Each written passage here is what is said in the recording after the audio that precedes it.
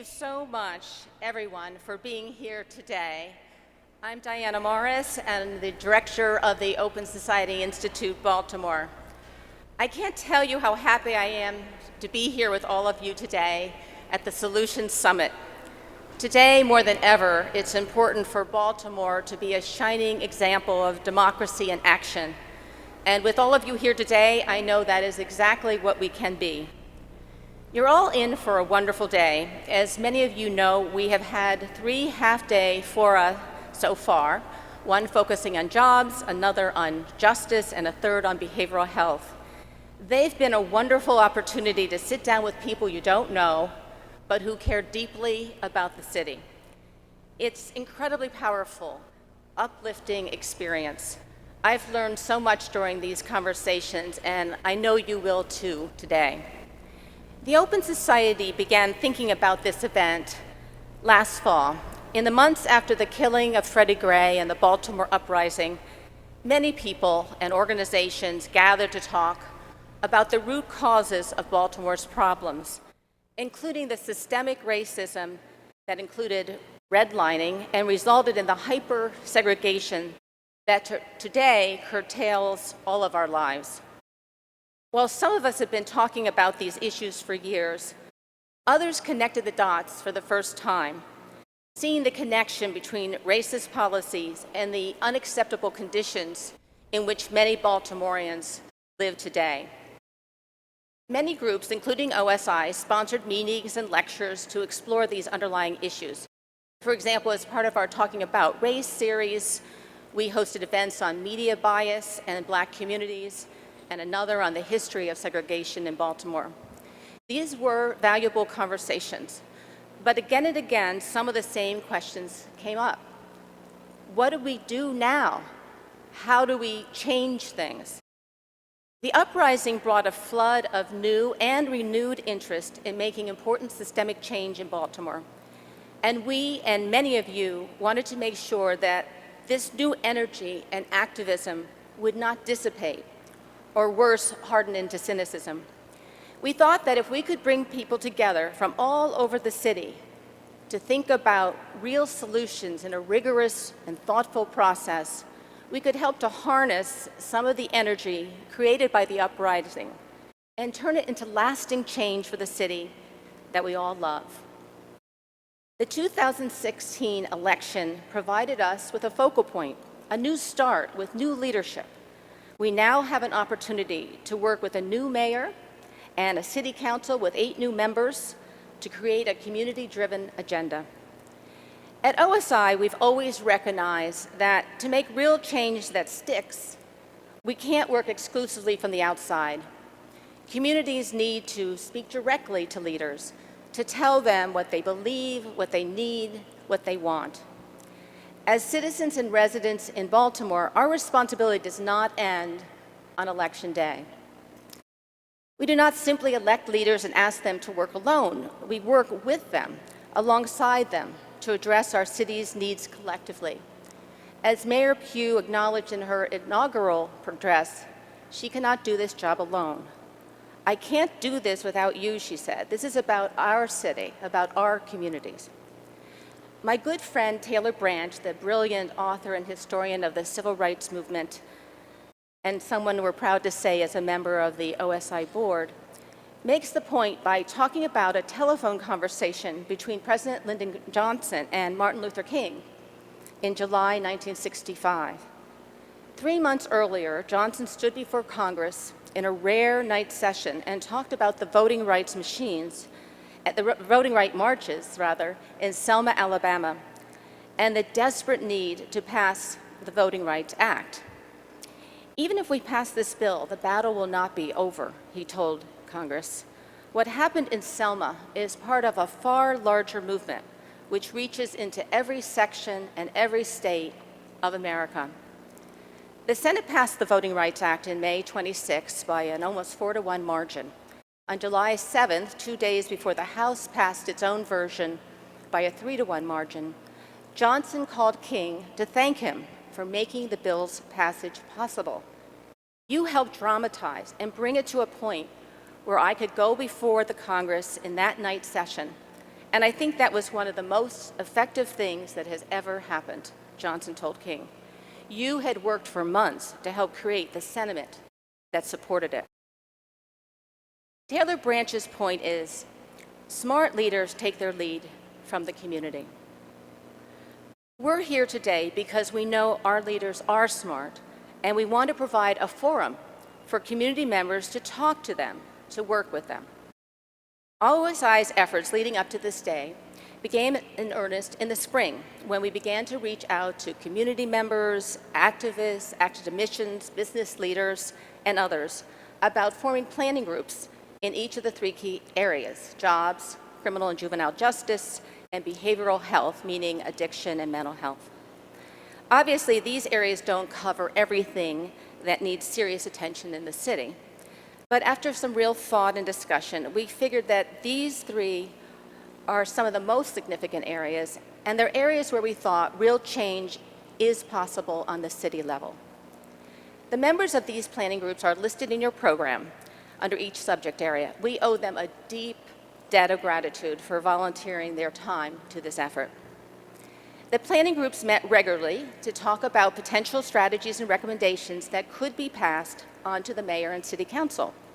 Working with a consultant, each drafted a white paper that outlined its thinking and identified 20 to 30 recommendations that could be potential solutions to that particular subject area. The groups also each planned a half-day forum to bring together community members to offer their insight and input and recommendations. At each of these fora, all held in October, 100 to 200 people discussed and debated potential solutions, much as we will today. And they voted on 10 recommendations in each area that they wanted their leaders to focus on over the next 12 to 18 months.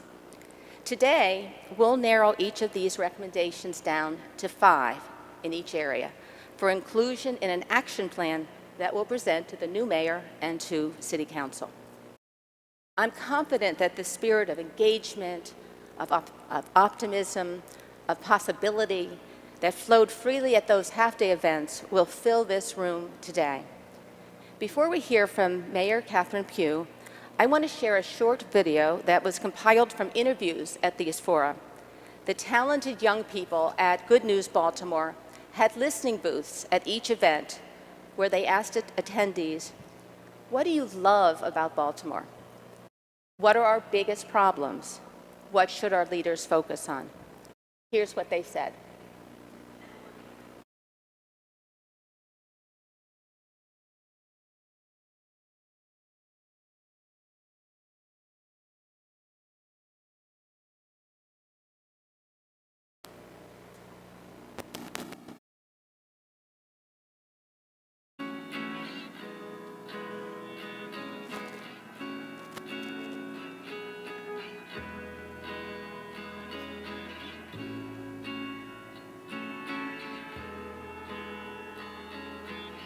What I love about Baltimore, outside of just the sense of community, is I get excited about all the potential that it has and everything currently that it has to offer. I love the people of Baltimore, the people who I work with, family, friends, work, art that I do, the communities. That is our great strength. I love its resilience. I love the fact that Baltimore can be hit with the hardest blow and we bounce right back. And we may do it in our own way based upon the culture that is speaking out, but we will bounce back and we will then seek to unify that we may be able to become one again. I came to the Solution Summit Forum because I'm from Baltimore. I love Baltimore, and as much as I love it, I know that there's a lot of problems here. We could be better than we are, and so any opportunity to be part of a group of people where we're wrestling with some of our challenges and some of our opportunities is something I'd want to be a part of. I really believe through my work that the integration of behavioral health into the rest of healthcare is really, really important. I think this is a really great way to start thinking about real solutions to the problem of behavioral health integration into the broader public health and healthcare landscape. Today I'm at the Solutions Summit because I care deeply about pretrial reform in Baltimore City. Currently, I'm a clinical fellow and co-director of the Pretrial Justice Clinic at the University of Baltimore School of Law, where we work on habeas corpus petitions to help challenge wrongful bail determinations in Baltimore City. I came to the Solutions Summit today because I wanted to be part of the dialogue and conversation about the police, the juvenile justice system, its impact on our communities and our schools, and I know the organization is a quality organization that really fights for change and actually makes a difference for change. So I felt at this forum today, we actually could make a change and that our voices would be heard. Biggest problems facing Baltimore really are, I think, first and foremost, problems that many other cities are confronting. And it's the reality of a declining population, declining economic opportunity, at a time when it's really tough to make a living. But I think what's really plaguing the city is a sense of apathy, a sense of disenchantment with the way that the city has been run. I think that, you know, another big issue that's really plaguing the city is the fact that you have so many individuals who have criminal records. And those criminal records are serving as a barrier to them, not just securing jobs, but housing, financial aid, a number of key resources. So this is now no longer a criminal justice issue. It's now become an employment issue, a racial justice issue, an economic justice issue. I think there's this societal mythology around police making people safer. And I think that's something we have to dismantle. We need alternative ways of looking at public safety that are about investing in the community's ability to police itself and investing in our ability to really reach young people instead of incarcerating folks, because I think we've seen over the past 40 years the devastation that has unleashed on communities of color. What has OSI done specifically? OSI has done a lot that people don't appreciate, I don't believe. And the suspension rates in our schools, the drug overdose rates, the work that they've done on getting juvenile offenders, those charged with juvenile crimes, not to be held in adult jails. OSI tackles the problems that most people want to avoid.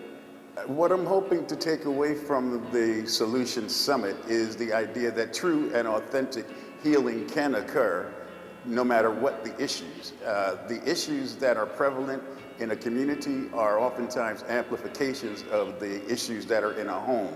I would like to see the leadership here in Baltimore, I would like to see them take seriously and wholeheartedly the suggestions and the requests that's going to come from the OSI Summit. I would like to see kind of this shift from this top-down model of who gets to decide who gets art money and putting that power in the hands of community folk to help determine who gets money for arts and culture and make sure that it's very much so community-based and the funding goes to the people who represent the communities in Baltimore. I would like to see the mayor and city council focus on providing opportunities really for its foundation, which are its people, opportunities in onboarding onto training, employment opportunities, supportive services on a long-term basis, so that we can actually lift the city up together.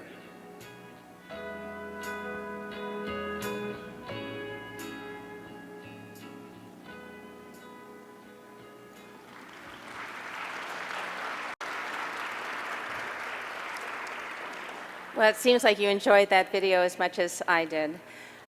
Before continuing, I want to just give a shout out and deep thanks to our four co-chairs, Mayor Schmoke, Eddie Brown, Mark Fetting, and now, to kick off our day in the best possible way, please welcome Baltimore's new mayor, Catherine Pugh.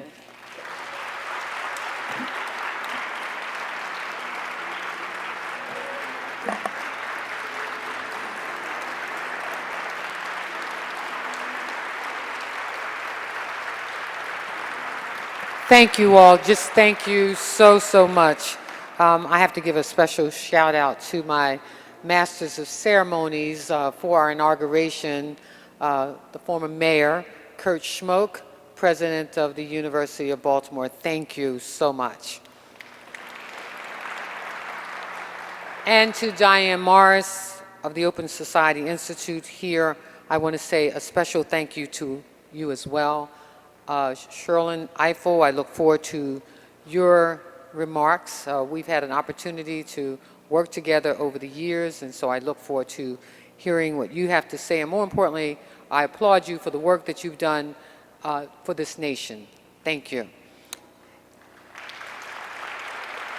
For those of you who don't know, and I'm sure you'll hear more, she is the president and director of the Council of the NAACP Legal Defense Fund. And I have a long, long history with the NAACP, having been a consultant when they first came here to Baltimore and working every single election in their voter empowerment facility to make sure that votes across this nation were counted. We didn't just do it for Baltimore, we did it for the nation. And also to Laura Gamble, my golfing buddy, and the regional president for the Greater Maryland PNC Financial Services Group. I also say as leadership on the Leadership Council of OSI, thank you so very, very much. It is really important that everyone here feel motivated to participate in government. We welcome that. I want you to know that yesterday, the introduction of my cabinet to me was to join me on a bus tour of Baltimore. And we'll have several tours. We started in West Baltimore because I believe that they need to see what I see. And I believe that they need to understand that they work for the entire city. And I wanted them to see the neighborhoods that have been neglected, the neighborhoods that are falling apart, the neighborhoods that we've not done the work in, because it doesn't happen by itself, because we have goals and responsibilities as individuals who work on behalf of the citizens of Baltimore.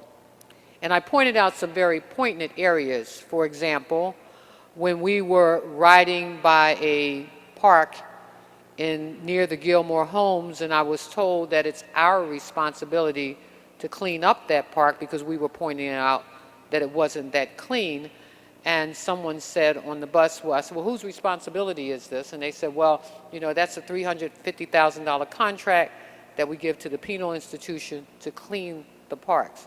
I said, but why wouldn't we give a contract like that to some of our programs that are trying to help ex-offenders start their businesses and get to work? A $350,000 contract could lead to at least 10 jobs or 10 individuals working every day, who could lead to another contract to grow and expand their businesses. And I told them a really short story on the bus yesterday, and I've said this story a couple times, that when I was campaigning 5 years ago in Baltimore, and I stopped by a local business and asked the individual if I could put a sign up, he said to me, wait a minute, I need to get my boss. And so out comes his boss, and he looks at me and he says, do you remember me? And when I don't remember folks, I said, no. He said, you were my graduation speaker. So I'm thinking college, high school. He said, no. He said, in prison. He said, but Senator, I never forgot what you said. What you said was, congratulations, guys. I'm glad you have your GED. But let me just say, you've got a hard road to toe. But let me make a suggestion to you. If you have the capacity or the capability of starting a business, do so.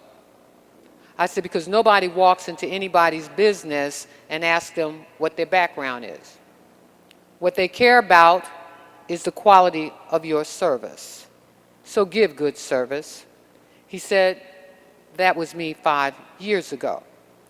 And what I want you to do is to go across town and put a sign on my other business, because all the individuals working here have come out of the institution, and they will be trained mechanics. I will see to that, because I'm a licensed mechanic.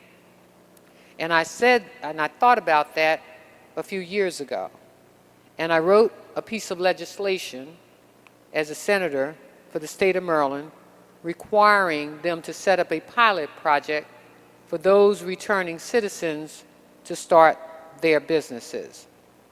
Governor Hogan signed that into legislation last year. And so this year we graduated our first class of ex-offenders starting their own businesses. And so what we would like to see are angel funds, investment funds to help individuals to expand and grow their businesses. Because training programs and jobs that are $10 or $15 an hour don't help individuals to take care of their families like they would want to. And so while it is a start for many, we have to look down the road, how do we help folks to sustain their lives? I tell folks that good ideas become great ideas when we work together. And so I do look forward to receiving your recommendations. And let me just say, and I'm looking at Steve Ziegler, because I want you to know that I am always open to great ideas. Because when I decided that I wanted to have a fashion school in Baltimore, because I had gone to New York and saw all the energy with which those students in the high school there were walking through the halls. And what I found out was that many of them would not even enter into the fashion field. Some of them would become lawyers, some of them would become columnists and reporters, but they were excited about the education and the openness in which they were being provided an education for the future. And so I wanted a fashion school, and I brought together two of my friends, Steve Ziegler and Fred Lazarus. And Fred will say to you that I bugged him so much that he finally said, "Catherine, you're like a runaway train. You either get on board or you get out the way." And so when we began our discussions, myself and Fred, what was a fashion high school idea became the Baltimore Design School, where we put in architecture and design. And let me just say, because what we realize, and this is what happens when you sit down with folks who have great ideas, what we realize is that everything is design. Whether it is the chair that you're sitting on, the toothbrush that you put in your mouth in the morning, or the furniture that you sit on, or the table that you eat from, the car that you drive, every single thing has some form of design. So we want our children to be able to design for the future. Can you imagine what the cell phone is going to look like 20 years from now? Somebody from the Baltimore Design School will figure that out. The challenges facing our city are complex, and we have not been able to solve them for many reasons. I believe that what the city needs is bold leadership. Someone who will pull the trigger on things that aren't working and say, just because we did it this way doesn't mean we have to continue to do it that way. Jobs are sincerely among the highest priority of my administration. I understand that 76,000 people are unemployed in this city. And as I campaigned throughout the city, I said to myself, you know, in this day and age of technology, why are we still sitting in offices trying to reach out to people and tell them about our training programs and so forth? Why are we not going out to neighborhoods and communities? And I tell you, when I say no idea is any one person's idea, so I am a person of research. And so while I say I want mobile units moving in and out of communities, we see the people. And I tell folks, please, no more studies, because the studies have been done. The University of Baltimore's Neighborhood Indicators Alliance tells you, the report tells you every single neighborhood where unemployment is at its highest. Old Town Mall being among the #1 highest unemployment area. And so when I think about what the Beatty Group and Dan Henson and that group are doing over in the Old Town Mall area, it will become a jobs generator. But the question to them from me becomes how inclusive, how diverse, and how many people from that neighborhood and community will you hire? I know that Cherry Hill is in the top unemployed area, top 10 unemployed areas in our city. So as we look at the development that Under Armour is providing for the city, which I believe is going to be a great jobs generator, it's going to be energy for Baltimore. They were just up in New York selling Baltimore to the world. The question becomes, and they're answering it because they've met with the communities there, how inclusive are you? How diverse will you be? How many businesses will be of people from our own communities and neighborhoods? We will partner with our private sector and our philanthropic community to enhance opportunities for year-round jobs and opportunities for our youth. When you think about the number of juvenile crimes that are occurring in our city and robberies that are taking place, and it's sad, we don't condone bad behavior. But as Ricky Spector said, to see what's happening with our young people, that when you go back to their homes and nobody is there, when they are the ones standing on the corners or trying to fend for families, when you have generations of babies raising babies, we have to change the cultural behavior of our young people. And that is why I am a big proponent of Judy Centers, because they begin to teach our children at 6 weeks of age. Because many of our parents or mothers or fathers are not equipped to handle the teaching that needs to take place among our children. And it even begins almost at the point of birth. You know, what are we telling, or pregnancy, what are we telling those women or young girls when they walk into the hospital or to their gynecologist and find out they're pregnant? Here are the 4 or 5 things that you should know. That it is the color that you paint on your walls. It is the tone of voice that you use even when your child is in the womb. It is the pictures that you show them every day. It is how you touch them, how you handle them. When you raise your voice above a certain point, it becomes scary. And so we must teach these things and share these things with our young people if we're going to change the culture of their behavior. I tell folks everything old is not unnecessary. That when you think of many of you in this room, when you grew up and you had safety patrols in your school, we felt a sense of pride that we were responsible.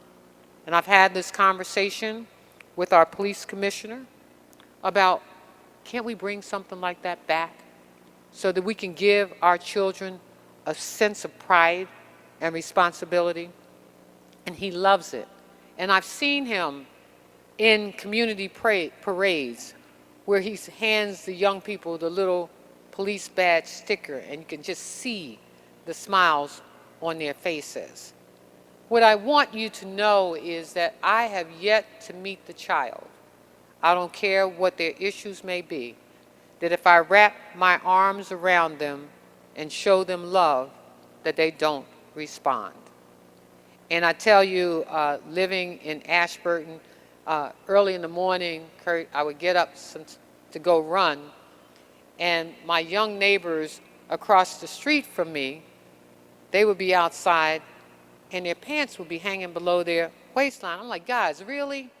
You think that's what I want to see in the morning? So whenever they see me, everybody's pulling up their pants. But I explained to them where that cultural behavior comes from, who you are emanating. Please, we have to tell our young people the truth. We must match our training programs to meet the needs of the employers.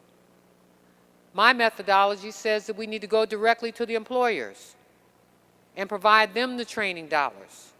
To say that if you have 30 folks that you need to hire, then let us match the training dollars and get folks trained and working at the same time. Some folks can't afford to sit in a classroom waiting to be trained and then waiting to get a job.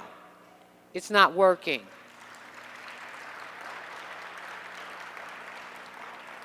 We need to become a more business-friendly city as we eliminate unnecessary red tape for permits and licensing. And I can tell you that I believe that I've assembled a great team that's working with me. When Pete Hammond, who heads Health, Government, and Operations Chair for the House, when he said to me, "I'd love to work with you," I was shocked, because everybody in Annapolis knows the kind of leadership that he has been able to provide. Pete and his team went to work immediately on putting the permitting process online. Can you believe we're still not online in some of our agencies? I went to the Board of Estimates meeting the other day, and I said, man, this is a lot of paper. It just doesn't make sense in this age and time.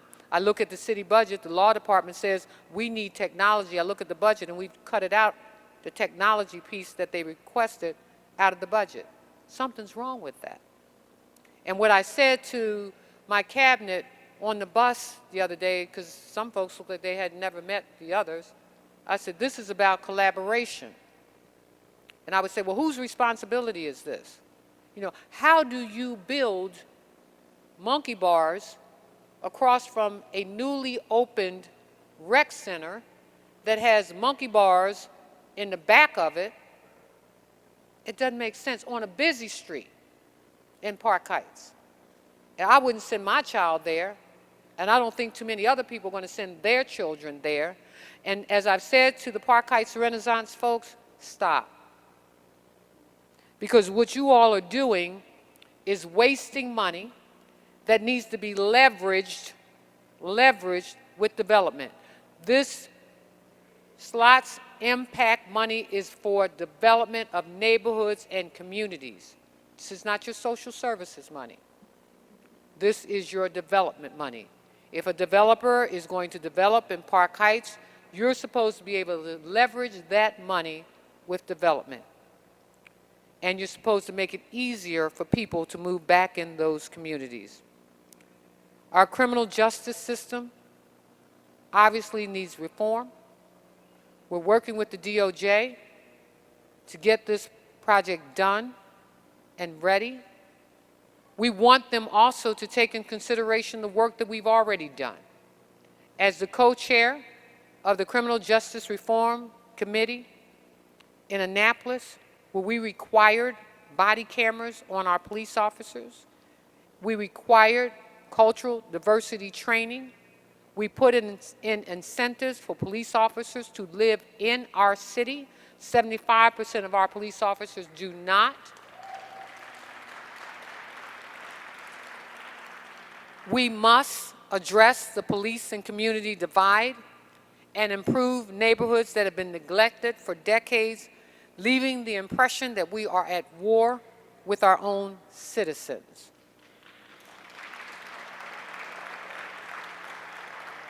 We often forget that there are, you know, when the average person buys a home, I think they're around 30 years old. By the time they pay for it, they're a senior citizen. They have no intentions of moving out of their neighborhoods. But when you neglect them, you don't provide the programs there, then it looks like a war zone. As I said to my chief of staff, Tisha, and those who were on the bus yesterday, I said, we will invite all of these store owners on Pennsylvania Avenue to come down to City Hall for breakfast so that I can tell them that I don't want you sitting your trash out on the street and leaving it there for 2 and 3 days. It doesn't work. We are doing street sweeping in certain areas more than once a week. But we can't, but citizens have to take some responsibility. Dropping trash on the street is a problem. People sleeping on our streets is a problem. It's not just a problem for them, it's a problem for us. 3,000 people sleeping on the streets of your city is a health hazard. And so the federal government has told us that we must build homes for the homeless. And I'm real clear. I've said to folks, I know people want to feed the homeless, and we want the homeless to be fed.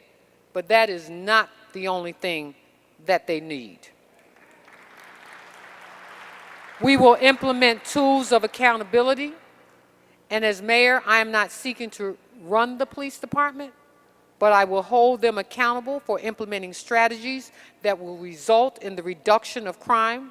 I will employ them to hire the best and the brightest to develop a community style of policing. I will also provide them with the support and the tools to accomplish their goals of reducing crime and protecting our citizens. But that does not mean more police in our police department. When you look at the size of our police department in comparison to other cities, we're way out of line. We got too many police officers sitting in police headquarters doing civilian work. We will change that. We will expand the usage of technology to improve data collection. We will continue CompStat or CityStat or whatever we want to call the stat, but we will have stats. Effective use of technology to target criminal activity and to reduce crime. But we will not incarcerate people unnecessarily. And we have in Annapolis passed legislation that requires police officers not to incarcerate people unnecessarily. We want to establish the culture of transparency and accountability. We will increase foot patrol, require Baltimore to comply with state law to provide those body cameras as we've already done. There are so many areas of the police department that we will work on, but I want you to know that when we were in Annapolis this last session, we allowed, as they would say, we gave permission to jurisdictions to have individuals sit on trial boards. But ours is part of the police negotiations. We will go back to Annapolis and take it out of their hands. We will have individuals sitting on trial boards, and we will strengthen the powers of the Civilian Review Board. We also have to take care of our officers. We would return a sense of pride and professionalism through training.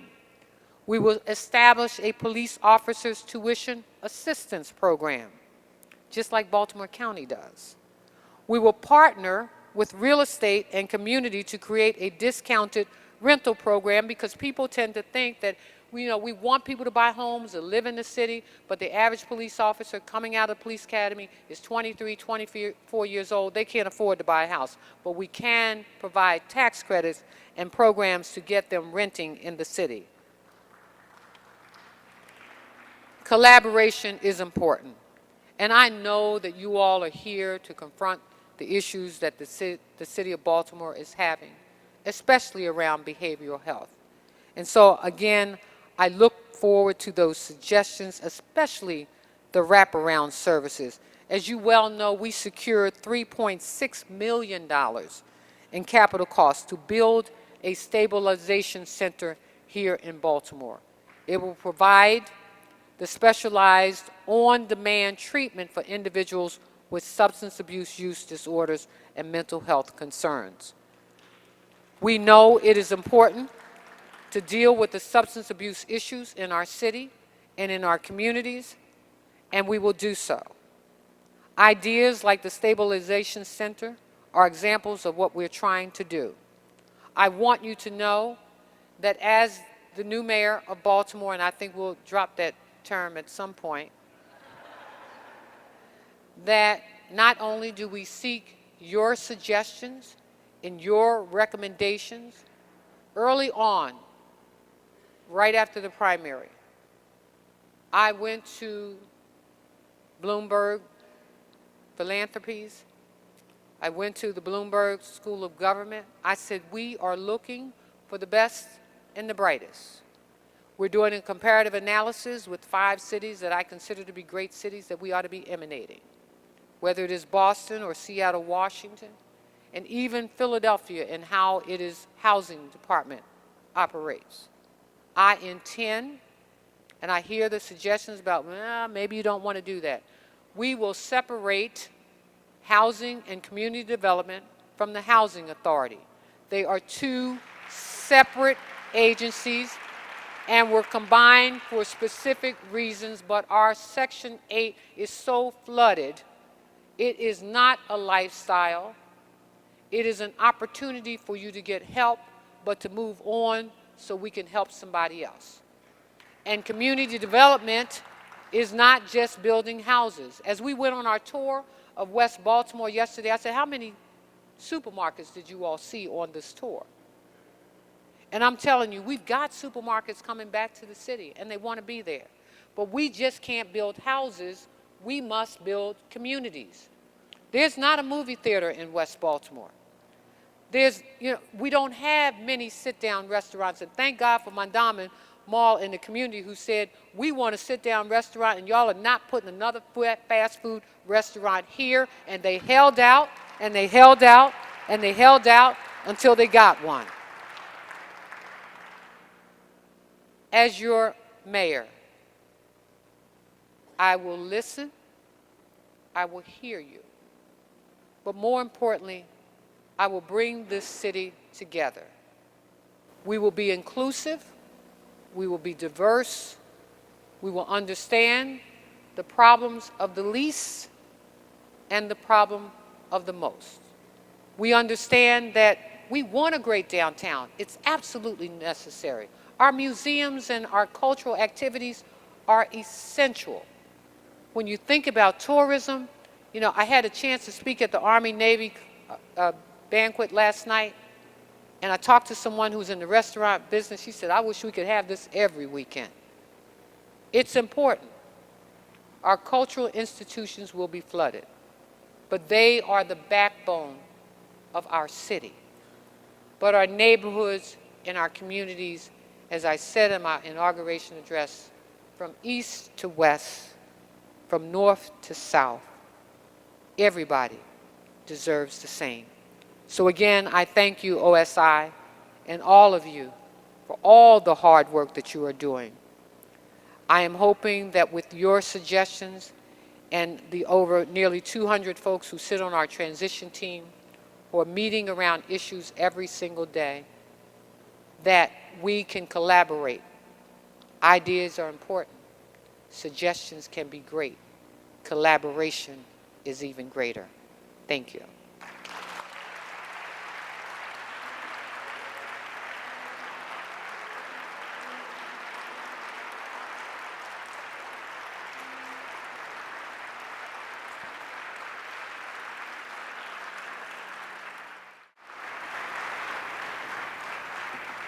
Good morning. Good morning, everyone. Oh, good, I have a church crowd. Thank you, Eddie, so much for that lovely introduction. I should correct and say Gwen Eiffel's my cousin. Of course, she was here in Baltimore long before I came, and she laid the groundwork for my ability to come here. And we're missing her very much, but we are proud of the example she set. So thank you, Eddie, and thank you, Diana Morris and OSI Baltimore for putting together this wonderful, wonderful summit. And thank you, Mayor Pugh. I don't know if she's still here. There she is. Thank you for your lovely words. Thank you for that really very powerful opening in which you set out your vision for what can happen in Baltimore. And congratulations to you because I won't call you new mayor much longer, on being the new mayor of Baltimore. And I'm also just grateful to Monique Dixon, who's right here. She's LDF's Deputy Policy Director, formerly at OSF and a Baltimore resident. And many of you know her because of her intense work over many years on criminal justice issues in Baltimore. So I know you want to get to work, and I know Diana wants you to get to work. So I'm going to truncate my remarks and be brief, but I do have some things I want to say to you. First of all, let me give you a little background so that you understand my perspective about Baltimore. Eddie's quite right. I moved here in 1993 to take a job teaching at University of Maryland Law School, where I taught for 20 years. Many of you know that I ran several legal clinics there. I started the second clinic focused on reentry of ex-offenders in the United States. I worked on environmental justice issues, did lead paint cases. I even taught a reparations clinic, which I'm very proud of. And I lived in Baltimore for 20 years and raised my daughters here, and so I encountered many of the challenges that we all know exists in Baltimore. My children went to every kind of school there is as we searched for the best education. They went to preschool in Sandtown, Winchester. They went to the Bethel Christian School. They went to Grace and St. Peter's. They went to the public Roland Park School. They went to Bryn Mawr. We tried everything. And so we became very familiar with that challenge. But we also became very familiar with what I call the beauty of Baltimore.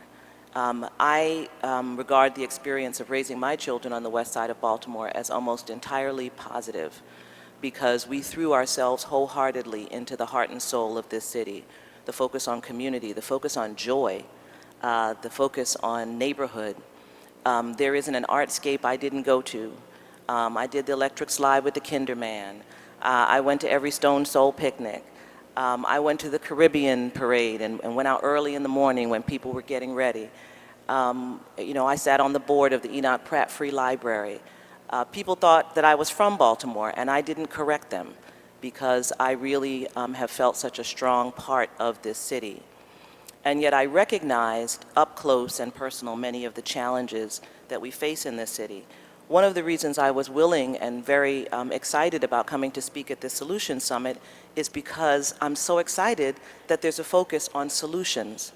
I am over the constant lamentation of problems in Baltimore that we talk about over and over and over again in an endless loop that never ends in solutions. So first and foremost, I'm excited that this is a Solutions Summit, and I want to remind you of that as you engage in your conversations today. Secondly, I am so thrilled that this Solutions Summit recognizes the interconnectedness of challenges in Baltimore, that it's impossible to talk about criminal justice without talking about behavioral health, that it's impossible to talk about jobs without talking about education, that all of these are of a piece and the solutions to them will be holistic. Years ago, the organization I lead, which is the NAACP Legal Defense Fund, and I have to correct the mayor a little bit, it's an entirely separate organization from the NAACP and has been since 1957.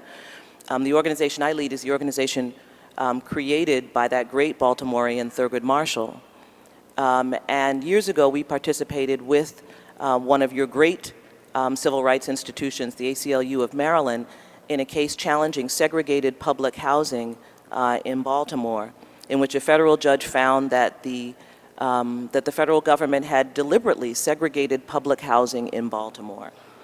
And as part of that litigation, we were able to see how segregation, racial and socioeconomic segregation, pervades every problem of this city. And I raised the issue of segregation because I know it sounds old school, the old S word, but I'm convinced that until we deal with economic and racial segregation in this city, we will not be able to resolve many of the problems that you are engaged in today. Because while there are two Baltimores, and we all know that there are two Baltimores, there will not be sufficient incentive to take the extraordinary and ambitious measures that will be required to ensure that every Baltimorean has a chance and an opportunity to have a true life with an education and a job, to be safe, and to have a future. I think about this often when I look at some of the work that my organization has been trying to do in Baltimore. You know, after the unrest following the death of Freddie Gray, Many people, you know, I was on national news programs all the time, and people would say, why are they burning the CVS? It was the only thing they could see was the CVS. And they weren't interested in the fact that if you looked up and down North Avenue, besides that CVS, there was no other national chain. There was no Starbucks, there's no Cohen's Optical, no Best Buy, none of the stores that you would expect to see in a thriving community. And no real effort to get at the depth of the challenges that I think the entire Freddie Gray incident should compel us to confront. The questions I have about the death of Freddie Gray are absolutely questions of policing, but I also insisted on engaging a set of questions about what Freddie Gray's life would have been had he lived. If Freddie Gray had lived, ask yourself, what were the opportunities for him to be legally employed in a job that would have paid him a living wage? What were the opportunities for Freddie Gray to live in housing that was not substandard? If Freddie Gray was able to get a job at Johns Hopkins Bayview, what kind of transportation system would have ensured that he could get to that job on time and get home on time? This is one of the reasons why we brought an action challenging the cancellation of the Red Line. I felt this personally because when I lived in West Baltimore,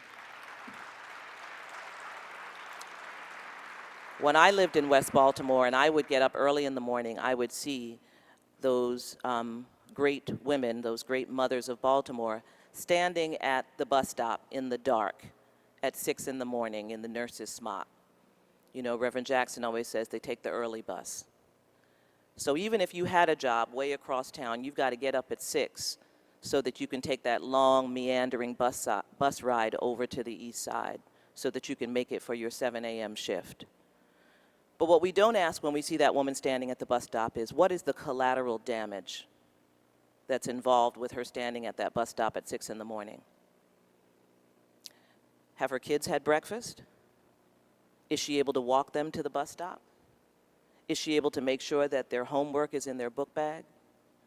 When that child arrives at school without the homework, not having eaten, or having encountered bullies, or maybe doesn't arrive at school, what's the assessment of the teacher?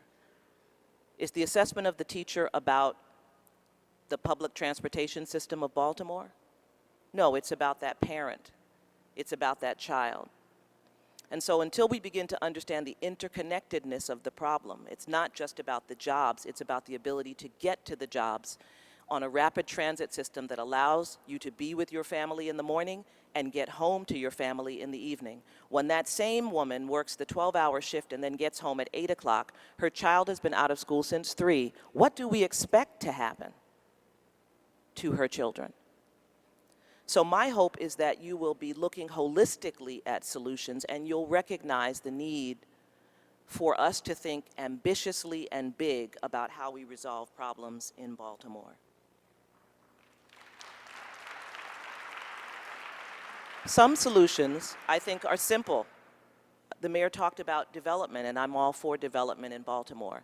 But I'm all for development that ensures that we are not replicating the same problems that got us here. So a very simple solution is for the City Council to pass an ordinance that requires that anyone seeking to do development in the city has to, as part of the plan they present, demonstrate how that development plan will decrease economic and racial segregation and increase integration in the city. It's very simple. It's very simple. You shouldn't have to show up.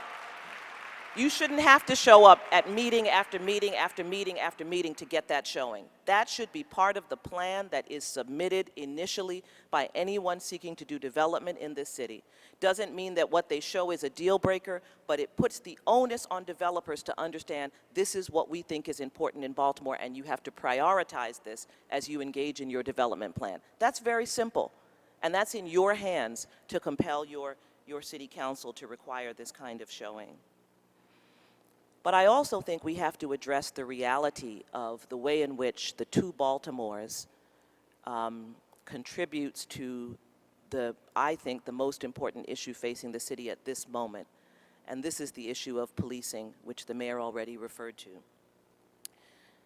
The report that the Justice Department developed after doing its investigation of the police department, and I'm going to ask you to be honest, how many of you have read the report? Okay, so it should be every one of you. And I'm going to ask that, that OSI-Baltimore make sure it probably already is online, and that you read this report.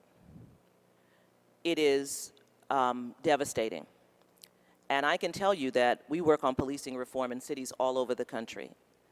And I know Baltimore very well, and I know the policing problems in Baltimore very well. And yet still, read all together, it is a devastating indictment. And I use the word indictment very deliberately because this report indicts all of us. This system of policing described in the report, the use of excessive force against young people, the use of excessive force against disabled people, the disregard for sexual assault, the brutality, the lack of accountability, all set out in this report, reveals what many have known to be true. That is what the people have been saying at community meetings around the city is true. And it's been happening on our watch. Now, when I say convicts us all, this is what I mean. I was a law professor for 15 years and at University of Maryland Law School and engaged many of these issues. Some of you are doctors or you have an investment firm. Some of you are lawyers. Some of you are city council people. Some of you are teachers. Some of you have led businesses in the city. Some of you are ministers and preachers. Listen to me. This happened on our watch. On our watch. And when you read it, I can tell you, because all over the country we talk about these issues, and the Baltimore report stands out as a devastating indictment of our justice system. It must, on our watch, be addressed. Now, what does that mean? Much of what the mayor said is incredibly commendable, and I'm excited to hear her commitment to transforming policing in this city. But it's also true that what we need is a tool that allows you, the community, to make sure that this change happens, because this change is not going to happen on the shift of one mayor. How many terms can mayors have? 3? Maybe one mayor. She has many terms. Maybe. But it's a 10-year plan, because we're talking about a change of culture. We didn't get into this with the last mayor or the mayor before that or the mayor before that. This is an entrenched problem that has existed over decades, and we're talking about a cultural problem. Now, all of you know about culture. You have a workplace. There's a culture in your workplace. How easy is it to change the culture of your workplace? It's not easy. And so the community needs a tool that allows you to hold accountability, to hold the police department accountable for this transformation and change. Your commissioner is committed to this change. I've talked with him. I believe he's sincere. I believe he wants it to happen. But you have a process right now that will allow you to have that tool, and that's that consent decree that has to be signed and placed with a federal judge so that you have the tool. Now, what do I mean by you having the tool? Once that consent decree goes to the federal judge, there's going to be a fairness hearing. You'll get to come in and look at the provisions of the decree. But then that decree is essentially a judicially enforceable agreement, which means that when there's a departure from what that agreement requires, you get to go into court and challenge the failure to comply with that decree. And that's what's going to give you the 10, the 12 years that you need to see this process through. We shouldn't put that much. We've had, since I lived in Baltimore, we had 8 police commissioners. We have police commissioners that come and go. So one mayor in one term or 2 terms can't solve it all. It has to be the community. But the community's got to have the tool. Now, I know and believe that the mayor is working hard to get that consent decree signed. But let me say, in no uncertain terms, we are about to change the federal government. That decree has to be with the federal judge before January 19th. Has to. Once it's with the federal judge, the president, new Justice Department can't touch it. So it's got to be signed, and it's got to be with the federal court to give you that tool. So what does this mean for Baltimore in this moment? I'm always optimistic and hopeful about Baltimore. That's the energy that comes from this community, not because I'm a particularly optimistic person. I truly believe that Baltimore is on the cusp of solving some of these entrenched problems. But we should not lie to ourselves about how deeply entrenched these problems are. We should not pretend that these problems are easily solvable. They are going to require hard work, the kind of hard work that the mayor described. It's going to require the hard work of other leaders in the city. It's going to require a scale of ambition. Listen, this is key. Ambition. That means believing and wanting more for Baltimore than most people think this town deserves. It's time for us to be ambitious and visionary. It's time for us to recognize that change is made up of investments. Do you know what I mean by investments? Investments is time, energy, and money. And we invest in things in Baltimore, but you have to decide going forward what we want to invest in. Do you want to be talking to your grandchildren about how they should encounter the police? Or are you ready for this to be done? Are you ready to make a change so that you can tell your grandchildren there was a time in Baltimore when it was like this, but now it's like this? It's going to require an investment. And I'm fond of saying that in this country, we make investments all the time. We made investments in an interstate highway that allowed the creation of the suburbs. You know, Towson used to be the country. Y'all know this who come from Baltimore. That used to be the country. You couldn't even get there. But the United States made an investment in an interstate highway system that made the creation of the suburbs possible, the white suburbs possible. We had a GI Bill that allowed returning veterans to move into the middle class by being able to buy homes. We created a mortgage system beginning in the 1930s when the federal government began insuring mortgages. And it was the federal government that required segregation. In their very deeds, they would not insure mortgages for people to live in integrated neighborhoods. I want you to understand that because we tend to believe that the landscape we see is inevitable. It was created by policy and investments, intentional policy decisions and investments. And you know what's the good news about that? The good news is that as intentionally as it was created is as intentionally as it can be dismantled and transformed. So the fear that holds us back is that we start thinking problems are too big for us to solve. But they didn't think it was too big to take an entire generation of returning veterans and make them middle class and allow them to be homeowners. They didn't think it was too ambitious or too big to create a highway system. Eisenhower saw the Autobahn in Germany and thought we could do that, to create a highway system that would allow you to travel across the country and would allow you to live 25 miles away from the city but still come into the city and have your job and go home at night. They weren't too ambitious. They understood what they could do with investments. And the question for us today as we sit around the table looking at solutions for Baltimore is how ambitious are we for this town? Are we prepared to tinker around the edges of transformation, or are we prepared to demand true transformation? I know there's a change situation in the White House that may not be friendly, I'm really worried about the Supreme Court, and all of that's true. But from the history of my people, of African American people in this country, from the example of my predecessor, Thurgood Marshall, he didn't wait until there was an amenable political system to decide that Jim Crow had to end. He didn't wait until we had a particular kind of Congress or a particular kind of Supreme Court. Do we have that ambition for Baltimore? Do we have that excitement? Do we have that sense of demand within us for what we really want to see? Do we think that Baltimore, if it truly is a great American city, deserves a rapid transit system like great American cities have?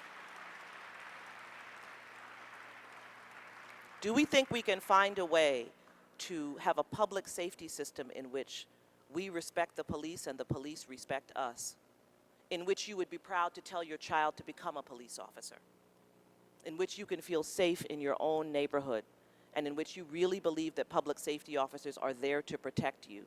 Do we believe that this city deserves that and that we can have that? Do we believe that a child who's educated in Baltimore and begins in school in kindergarten and graduates in the 12th grade actually is able to read on a 12th grade level, if not greater, is able to have basic numeracy skills, is able to critically think and be a citizen for the future of this city? If you don't believe that, then you're in the wrong city. If you're in this city, then you should want and believe that these things are possible for us. I know that I do. I'm so grateful to all of you for being here today because it shows me that you're believers as well. I'm grateful to the mayor, to the city council members who are present, to OSI-Baltimore, and to all of us who believe in equality and justice and a future for everyone in Baltimore City. Thank you very much.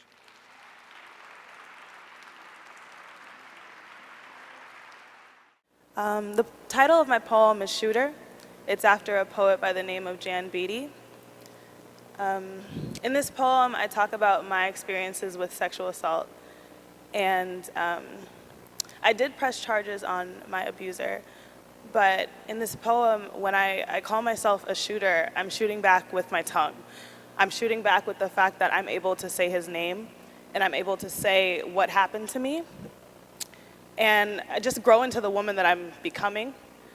So yeah, I'm gonna share that poem with you guys, if that's okay.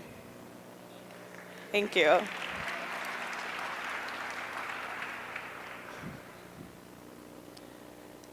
For the girls affected by the actions of Sean Anthony Butler, I know there are days when the girl inside of us struggles to take the power back.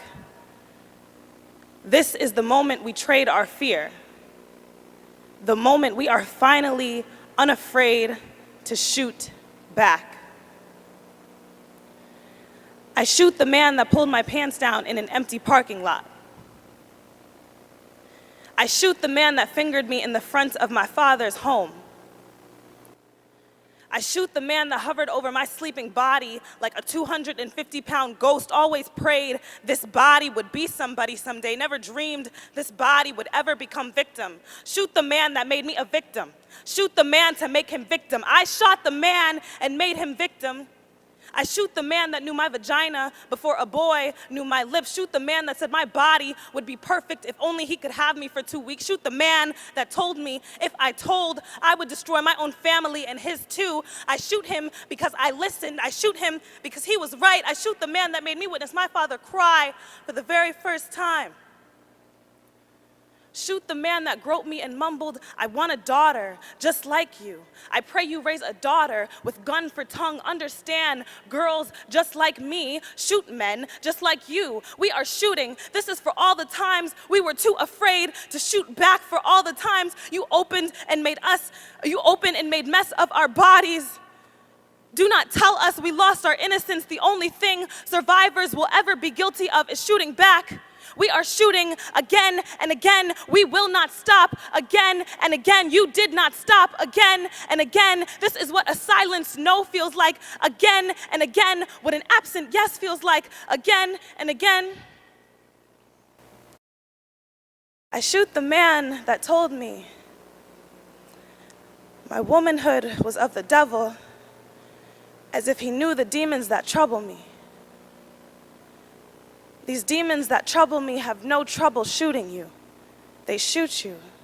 They will not pray for God's forgiveness. Always knew I had a little bit of womanhood in me. And I always knew I had a lot of heathen in me. And we shoot you.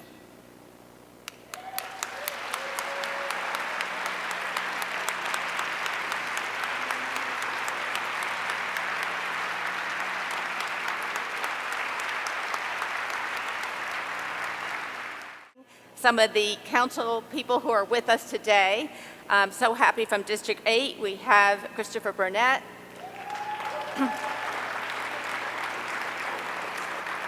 District 14, Mary Pat Clark.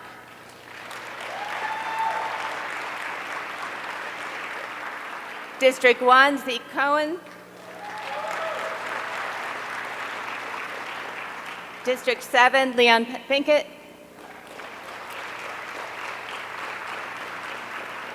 And representing Jack Young, Chief of Staff, Lester Davis. Thank you very much for being here, participating. So now, finally, it's about time to get down to business after really feeling very stimulated by these wonderful talks and presentations that we've just had. I do want to, Joe, first take a moment to thank all the wonderful sponsors who allowed us to put this event on and put it on for free. And in particular, I want to thank PNC, which is our biggest sponsor. And it's that entity has not only provided financial support, but actually has provided intellectual support, participating in the process all along the way, including the planning committees. Laura Gamble is a member of our Leadership Council, and she's been very enthusiastic about that. She's the regional president of PNC.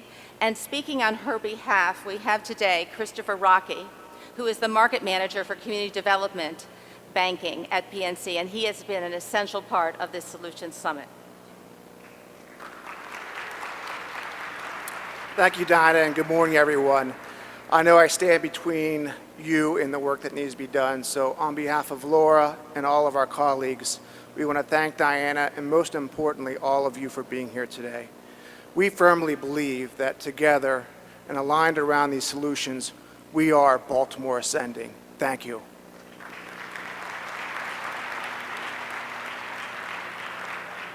And now we'll be joined by Mayor Schmoke.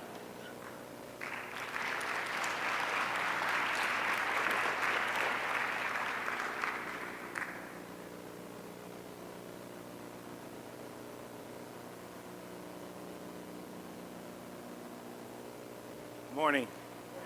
Well, thank you very much. We're now going to transition to the behavioral health portion of the program. As we know, there exists in our community as much as a 20-year difference in life expectancy between neighborhoods. Over 30% of children in Baltimore have had some adverse child experience, whether it is incidents such as domestic violence or living with someone with an alcohol problem, death of a parent. We have those types of issues. We also have untreated mental illness issues in our community. Those issues can lead to devastating consequences, including homelessness, incarceration, unemployment, drug and alcohol dependency. Speaking of dependency, we know that we have over 60,000 people in the city who are, we believe, estimated to have a drug or alcohol addiction problem. In 2014, it's a really striking number. There were about 303 people who died from drug and alcohol overdose, and think of that, that is more than the number of people who died from homicide that year. There's also been a rise in fentanyl in our community. This is an alarming increase in overdose deaths related to fentanyl. Well, today we're very lucky to have A. Thomas McClellan here to facilitate a very timely discussion of behavioral health in Baltimore. Dr. McClellan was Deputy Director of the Office of National Drug Control Policy under the Obama administration and has a wealth of experience on how to identify and implement strong behavioral health policies. And to get us started, I'd like to introduce Dr. Scott Nolan. Dr. Nolan is the Director of Drug Addiction Treatment Program at Open Society Institute, Baltimore. He will be introducing the behavioral health portion of the Solutions Summit. Dr. Nolan.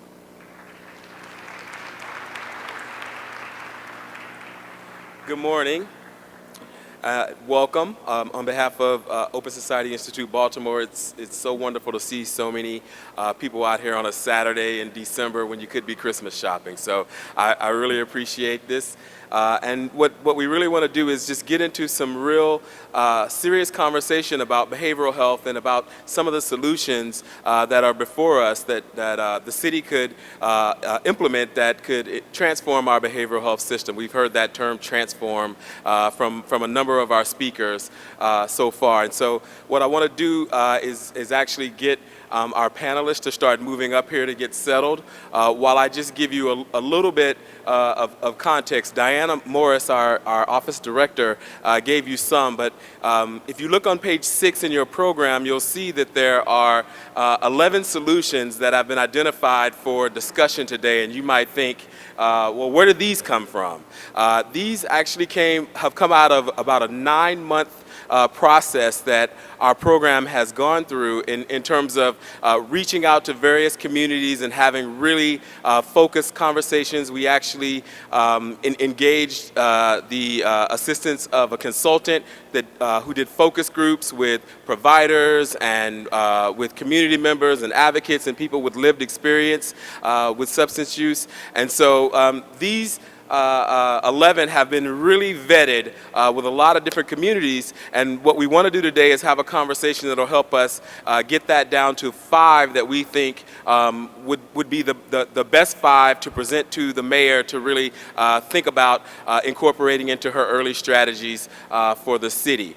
Recognizing that all of these are good ideas, and so you may look at it and say, well, how will we choose? Well, we need to start somewhere, and we think that getting 5 that make the most sense, that have the most consensus, that have community support, because again, as has been stated a couple of times, this is a problem that all of us need to resolve. And so what I'd like to do is give just a little bit of context about why this is so important and why I'm so passionate about behavioral health and addiction in our city. So in 2014, I'm going to ask you to do a little thought experiment, so to speak. So in 2014, we know that 47,000 people across this country experienced a fatal overdose, lost their lives. 47,000. Right across the way, maybe a mile or so away, is Baltimore Orioles Stadium, which holds about 45,000 people. So we lost more people to a fatal overdose in 2014 than the capacity of Baltimore Orioles Stadium. So the thought experiment that I hope will get you in the mindset for how serious this issue is let's imagine, and I don't want to speak anything negative into existence, but let's, for this thought experience, imagine that there was a game at Baltimore Stadium, Baltimore Orioles Stadium, 45,000 people, capacity crowd, and all of a sudden, everyone in the stadium disappeared. Can you imagine the outpour that we would have as a community for those loved ones who've lost a family member, an uncle, a father, a mother, a grandmother? Can you imagine the amount of resources we would pour into figuring out what happened here and how can we make sure that it doesn't happen again? That is what is happening every year in this country. We're losing an entire stadium of people to substance use. And that's just the overdose. That doesn't include the folks who don't fatally overdose, some of whom do overdose, who have loss of jobs, loss of connections to family, loss of health in many other ways. And so that's why we're so passionate about this issue here at Open Society Institute, because we are literally losing tens of thousands of people every year to addiction. So with that little bit of a primer, what I'd love to do is have a couple individuals come and just give you just a couple minutes of sort of their personal experience with addiction and with substance use, and then we'll move into our panel. So the first person I would like to bring, I'm assuming here he is, that he's here, is Carlos Hardy.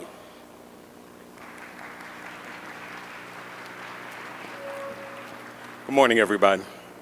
I'd like to open my brief comments by first thanking the Open Society Institute, Diana Morris, and the awesome team that brought us here today for the Solutions Summit.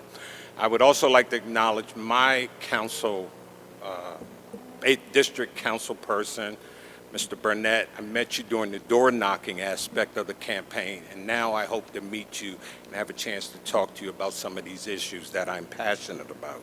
My name is Carlos Hardy, and I currently serve as the CEO for MROC, the Maryland Recovery Organization Connecting Communities. I founded that company in 2012. I also happen to be a person in long-term recovery for 23 years, and there are a lot of folks that will probably tell you I'm a really vocal advocate for recovery. And as a recovery advocate, I'd like to preface my comments by first acknowledging my friend Ralph Moore, who Ralph and I met each other when I was a drug treatment organizer at CPHA.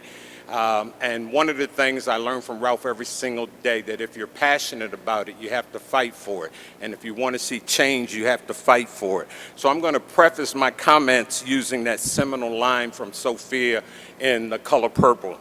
I've had to fight all my life. All my life.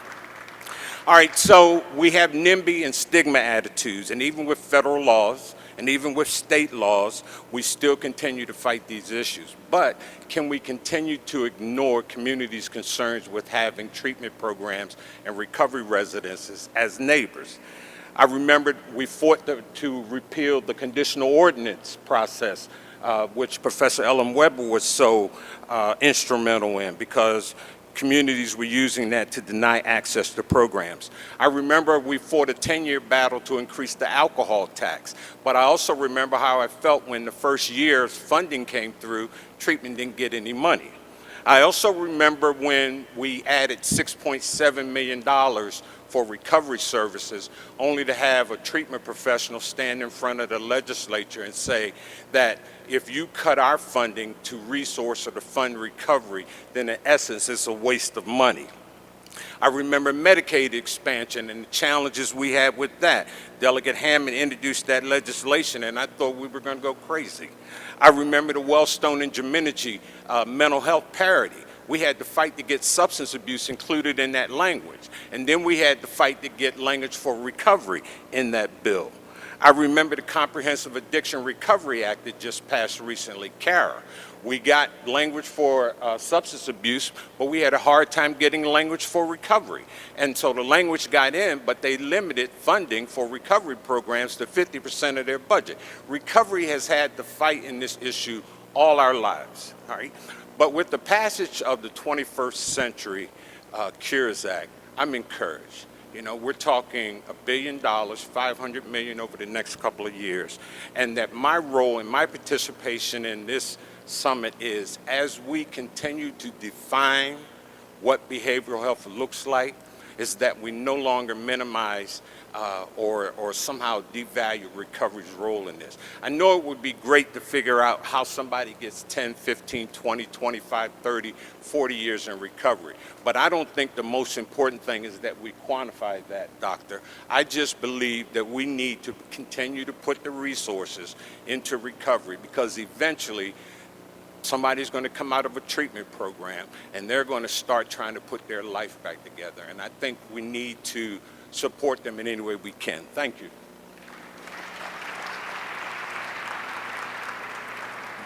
I'm going to ask William Miller Jr. to please come and provide us with a couple of remarks, and then we'll move into our panel discussion.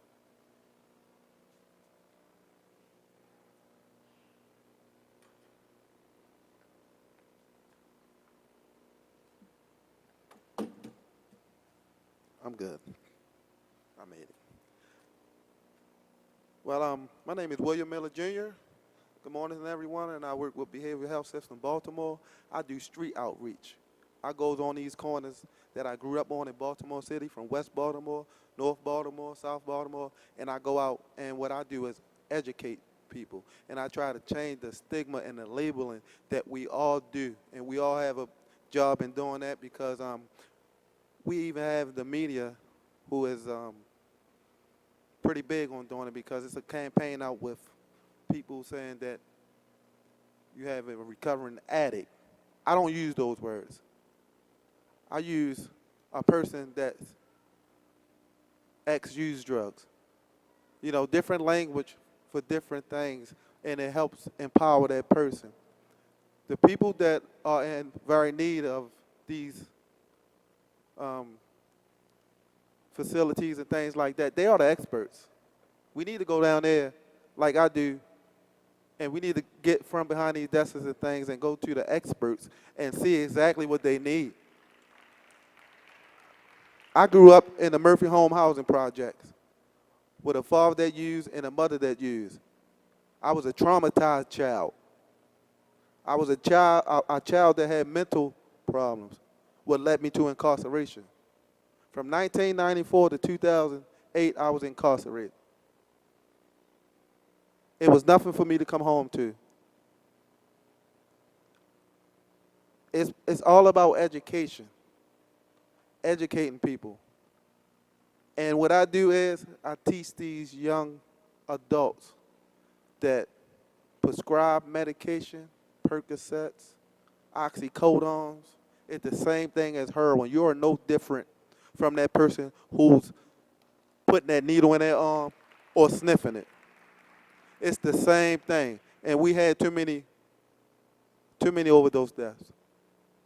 And my team was alerted yesterday to go to Brooklyn, Patapsco and 9th, because there were so many overdoses out there. It was about 29 degrees, and I was outside on my cane because I'm passionate about this. I'm passionate about the things that I did when I was coming up, from corner to corner. So now I'm giving back in a good way. And it's just about building relationships and making a person feel like they are someone. Not giving them the derogatory names, dope fiend, crackhead, alcoholic. That's somebody's mother. That's somebody's son. That's somebody's daughter. These are human beings.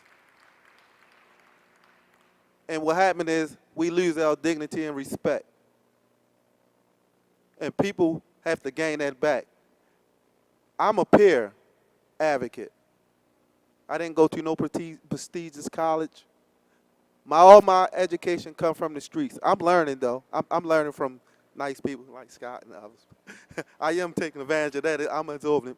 But we have to stop giving them a piece of paper and say, hey, this worked for Scott.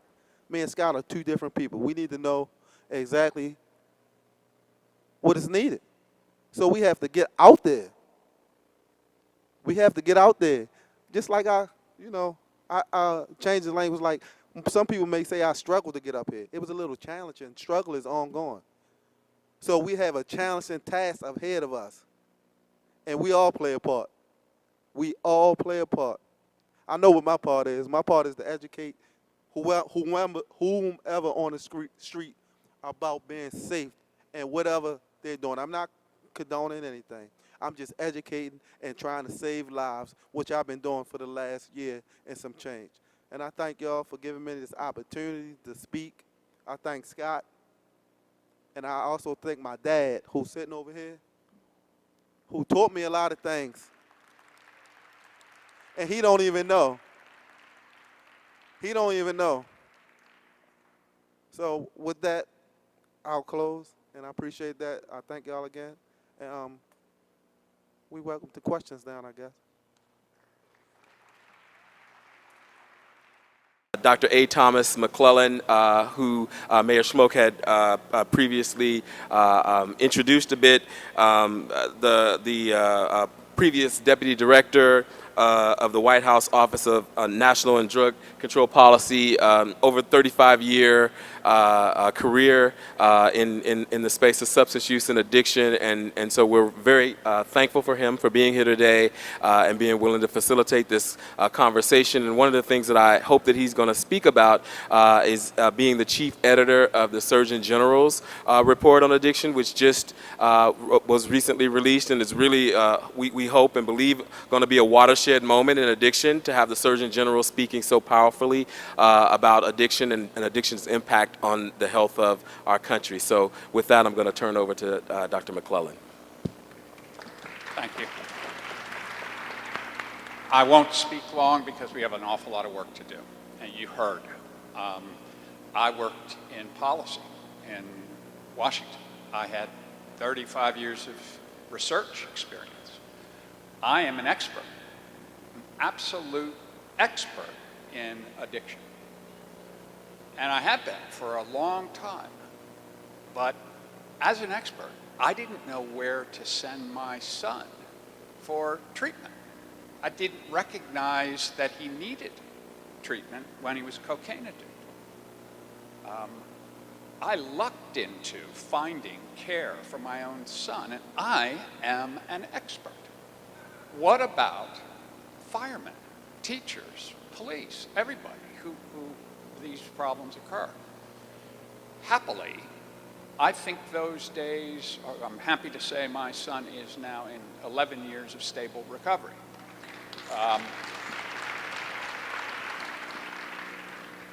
But I will mention that the thing I like too, Ms. Eiffel said the same thing. This is a discussion about solutions, not problems. It's not my problem's bigger than yours. It's we've got solutions. And I commend to your attention the Surgeon General's report. This is the first ever report by the Surgeon General on addiction and health. It's a lengthy report, but I'll summarize it very succinctly.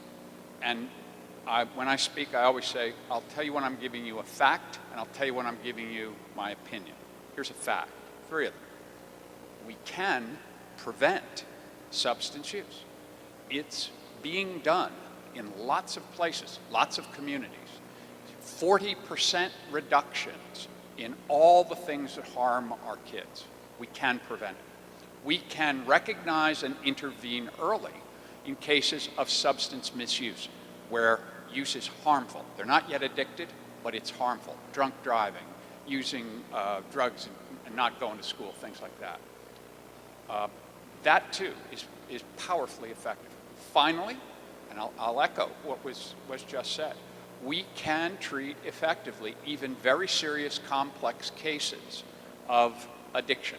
Recovery now is an expectable outcome of good care. But here's the problem. You can't get it in most places. Our system is antiquated. We're using ideas, structures, financing that clearly has not worked in the face of clear roadways to doing things that can work. One area of special concern is healthcare. Ms. Eiffel again talked about segregation. There's another example of segregation. This time it's not racial. It's financial and it's organizational segregation. Addiction has never been part of healthcare, and it belongs there. Less than 10% of medical schools in this country have a single course in substance use. And it's a heavy price to pay. It costs the United States healthcare system $120 billion every year in poor diagnosis, poor compliance, excessive hospitalizations, emergency rooms, not to mention all the things Scott talks about, the overdose deaths. But there are ways ahead, and Baltimore is a place that has an abundance of leadership and educational activities and obviously social commitment. So with that, I want to stop and I want to have our panel begin to talk about 4 areas that are crucial to solving this problem. And we'll start at the end and come this way. And the 4 areas are provider capacity, consumer access to care, stigma, or actually maybe Ellen will talk about this. I happen to think stigma is an antiquated word. It's discrimination. We have the legal teeth to do something about it, thanks to the Affordable Care Act. But stigma, and finally, housing and recovery. So why don't we start with you, Ellen, and I'd ask you to keep your comments brief. We're going to be pressed. And so thank you, Tom, and thank you again for being here and talking about these really important solutions. I think one of the issues, if we want to talk a little bit about stigma, One of the things that I think is interesting is that sometimes, not often, but sometimes the law actually follows the science, follows medical knowledge, and follows what is humane. And that's one of the things that we've found with our civil rights laws that protect people who have disabilities. So way back in the mid-1970s, Congress and others recognized that people with substance use disorders and mental health illness are individuals with disabilities, and that those are individuals who should be protected against discrimination in all walks of life, whether it's employment, whether it's in health services. And now what we're seeing in our city is, over the course of time, there have been efforts to enforce those laws to ensure that substance use disorder programs, including opioid treatment programs that provide methadone treatment services, are allowed to locate in the communities in which they want to locate, in which they can serve individuals, and to be able to be there and to, in order to serve individuals where they need those services. Back in 2005, the city changed, as Carlos mentioned, a discriminatory zoning standard that stood in the way of good drug treatment programs locating. That law was very effective in ensuring that programs could develop and be located. But over time, there are still pushback, there's still challenge. And I think the important thing for us to realize is that treatment in communities is critical, because as somebody who I learned from, recovery happens in communities, and therefore the strong enforcement of these laws is I think, critically important and should continue on. Why don't you go next? Please introduce yourself. I guess it's still morning, so good morning. My name is Vicki Walters. I am a treatment provider located here in Baltimore City. I am an OTP, which is opioid treatment program provider. And so stigma, discrimination, this is something that's very important to people that come into my program. And because I think that people on medication-assisted treatment or opioid treatment, patients that come in needing opioid treatment are particularly face double stigma. Those folks are often stigmatized within in the recovery community themselves. Many people in recovery believe that if you're on medication-assisted treatment that you're not actually in real recovery, and that is just not true. We know that medication-assisted treatment is one of the best frontline treatments that we have for people with particularly people with opioid addiction. So what I would really, I'm going to echo what Ellen said, that people with opioid treatment, and one of the best ways to stop overdose in our city is to give people the treatment that works. And medication-assisted treatment works, and people need to be able to get that treatment, and they need to be able to get it in whatever area that any medical clinic that's zoned open in any community should be able to provide that treatment. So if our new mayor, I'm going to call her the new mayor, was still here, the zoning laws need to stay the way they are. Any program should be able to open in any community. Many of our patients that come into our program, they don't want to go into treatment in their own community for many reasons. Sometimes they want to come across town. It may be because the program that they're coming across town to is a program that they know provides care that they may not get in the program that's right down the street from them or in the community where they live. And they want to come to that program because it offers something different. So we want to allow people to get the treatment that they want in the program that they want. I don't go to the doctor in my own zip code, so I shouldn't be forced to go to a doctor in my own zip code. I have that freedom of choice. The other thing that, that we want to get across today is that Medicare does not pay for medication-assisted treatment for our elderly and our disabled. And so we at OSI, part of the Solution Summit is we want to work with our city partners and our state partners to make sure that we can advocate for Medicare to pay for treatment that works for people that need it. And this is really important, folks. We need to be working on this together. So I'm going to go ahead and pass on the mic. Great. I don't need to pass on the mic. Hi, I'm Sherry Welch. I'm the Executive Director of National Alliance on Mental Illness for Metro Baltimore, which means that we serve Baltimore City and Baltimore County. As importantly, I am the mother of a son who lives with co-occurring illness, both mental illness and heroin use. And so this is very personal for me as well as professional. One of the things that I've been thinking about as we had a conversation earlier this week is how critical it is that whatever comes out of today's summit is truly a solution, something that can be done. I think that, you know, as you look particularly in behavioral health at the 11 priorities, wonderful, all of that needs to happen, but what can actually get done with our new city council members, with our mayor? I believe that stigma is at the root of so much of what we see in terms of discrimination, in terms of the inequities and the injustices that we all know exist within the criminal justice system, within the healthcare system, not in my backyard. And I also believe that there is a way that we can address that. So at the risk of showing my age, what I was thinking about earlier this week was, you know, I grew up in a household where smoking was acceptable. Smoking was socially acceptable across the board. I didn't click on my seatbelt until I was a young adult. Both smoking and seatbelt usage became prevalent because of campaigns. They became prevalent because we, as a group of folks, decided that it was really important to do that, because what was happening as a result of smoking and not buckling up was detrimental to your health.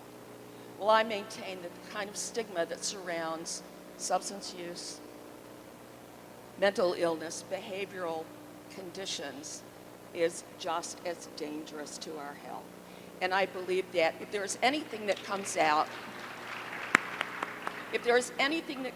of this today, that the idea that we all share a responsibility in reducing that stigma is really, really important, and that we have to own it. We did some focus groups. NAMI Metro Baltimore did some focus groups a couple of years ago, all over the city, basically in very disadvantaged neighborhoods. And what we learned about stigma is that it isolates. And when people feel isolated, they feel that they have no power, they feel that they have no voice. So here you've got some of the people in our community who are the most vulnerable among us, and they feel they have no voice. So we have to be their voice. We have to say no more. William Miller Jr. again. And stigma, labeling, judgment, non-judgment, and medicated assistance that we see around this city. What we see, that's most people own interpretation, but that's not methadone is what we're talking about. These people that we see around this city, that is not the treatment. That is a mixture. So when people fail to realize what that really is, that's when it's spoken about, well, these people don't need to be on that. These people don't need to be on that. But some people, it's needed. That's what's needed. And when it's used as prescribed, let me repeat, when it's used as prescribed, it's very helpful. It's very helpful. And I had to educate myself, because I was one of those who said, well, that person's been on too long. That's what's needed. Who am I to say? I drank too many Pepsis.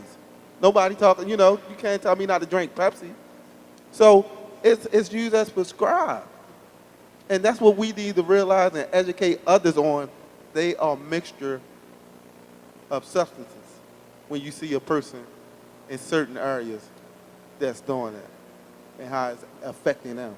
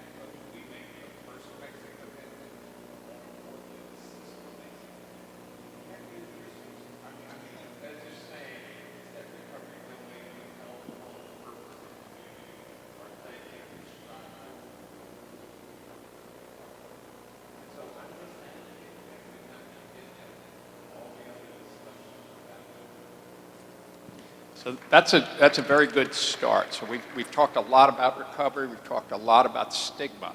There are 4 issues here. Let's just do it quickly. Let's go and talk a little bit about provider capacity.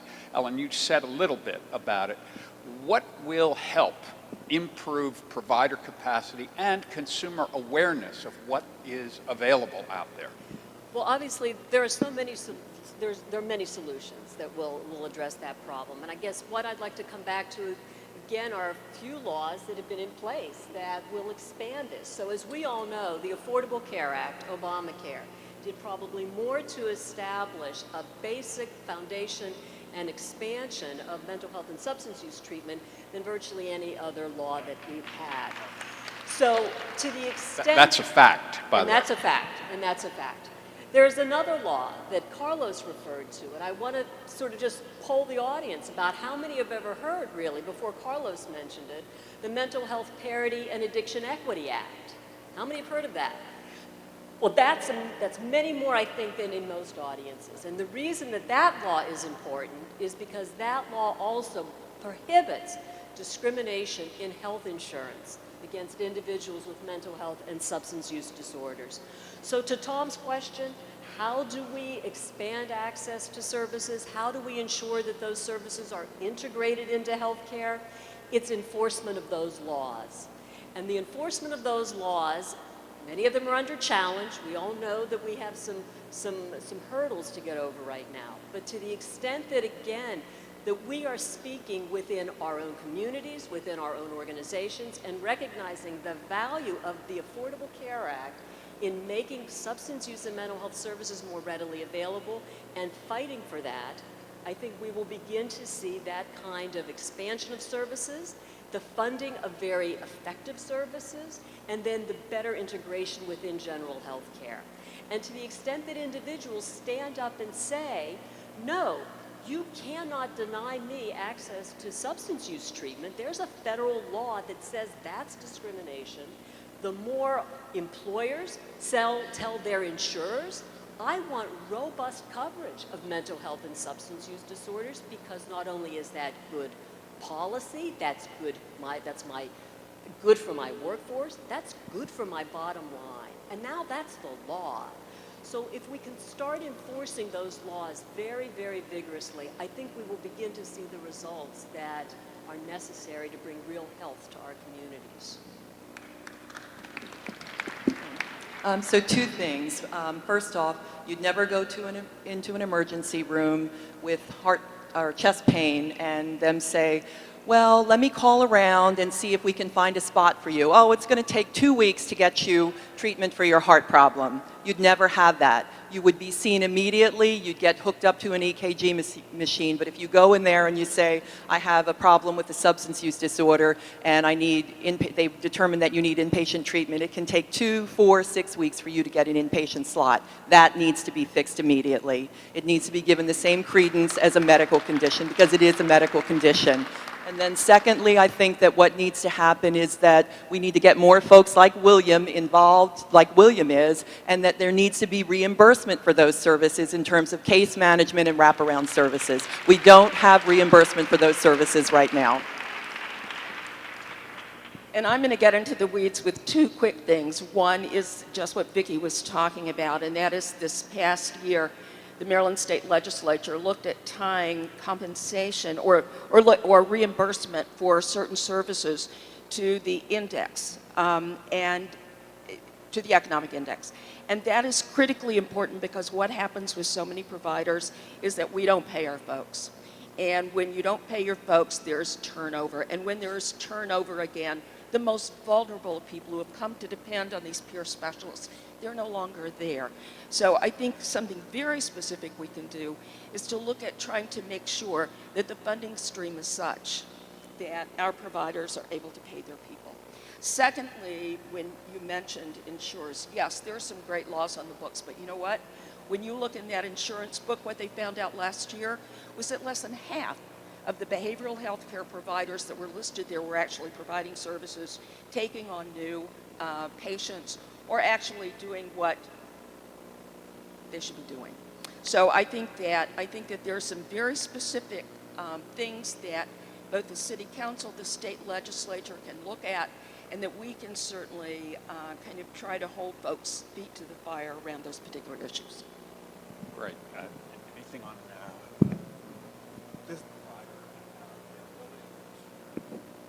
Just depending on the individual, we need to know what the individual need when we want to place them in these houses or transition houses or however we call them. The individual know if they tried this before, it might not work. So we have to know exactly our rights when we dealing and signing to getting into stuff, and it's who we are. The person that's sending this person in, we have to have a contact person in, so we know. We can call. We don't have to wait for the voice messages and things of that nature, because when people go and get turned away, it's they're isolating themselves and they feel like, okay, well, this person don't care about me, when it's not as such. So we have to make sure that we could get this person in. Like Vicky said, 2 to 4 weeks, that's too long.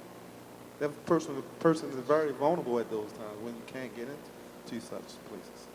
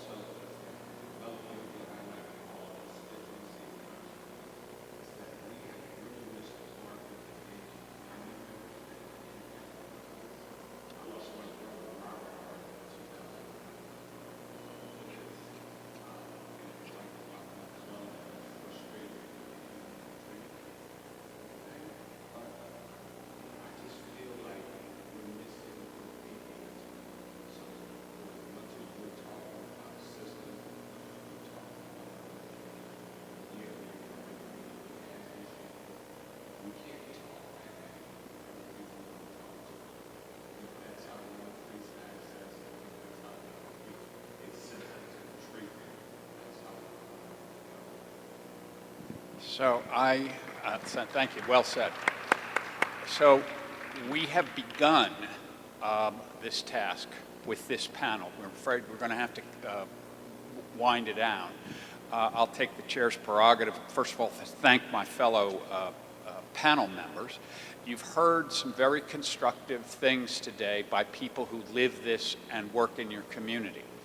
The real sin would be to ignore this and think of this addiction as an intractable problem, like poverty, like ignorance. It's just never going to, it's going to have to be part of the American culture. It doesn't. It really does not. If you don't believe me, I'll take the same page that you started with. America beat the worst addiction problem we've ever seen. Back in 1964, about 50% of adults smoked. 40% of doctors smoked. You could buy cigarettes anywhere, you could smoke anywhere. You could smoke in college campuses. Fast forward to 2013 with the Surgeon General's report and lots of public understanding and advocacy, 13% of adults are smoking. Well, 9% of kids are smoking. There's never been an addiction that's been more culturally ingrained, politically protected, aggressively advertised than cigarettes. So we can prevent, we can intervene early, and we can treat with some of the very fine suggestions you've heard here and that will come from this report. But you don't get the care and the prevention that science tells us is possible. You get the prevention and care that you demand. So go out there and make it happen. And thank you again to everyone here.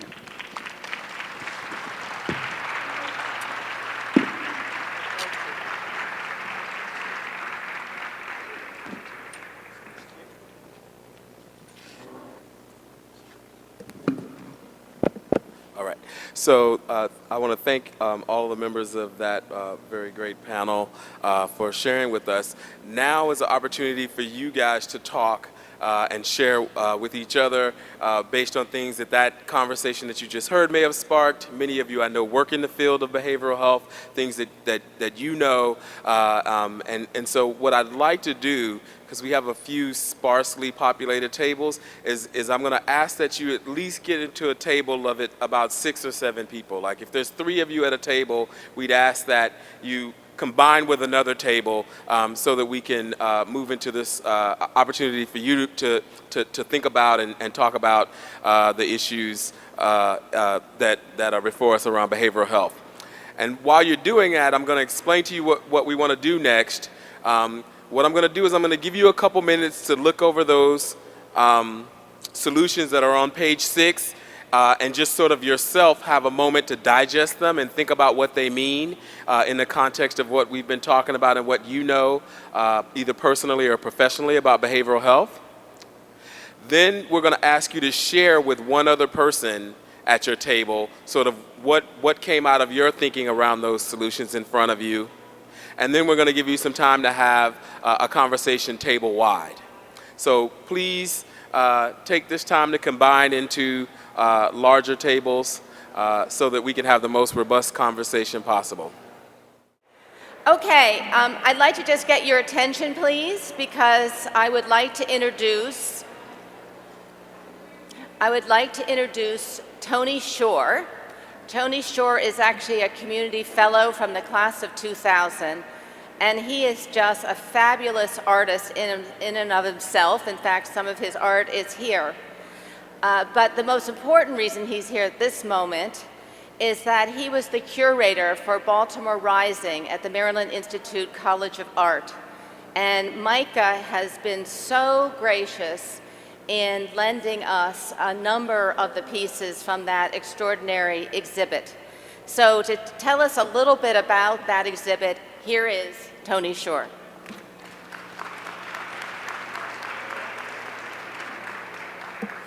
Hello, everyone. I'll try to be brief. I know people are hungry. Baltimore Rising was an exhibition that was brought together with 15 different artists that all have strong ties to Baltimore. And they were artists who were addressing the social, economic, political, and racial issues that led up to the uprising here in Baltimore. If you look along both sides of the walls here, and when you came up the stairs also, there was a piece, the piece on the stairs was by an artist named Nate Larson, and it was called Holding That Line.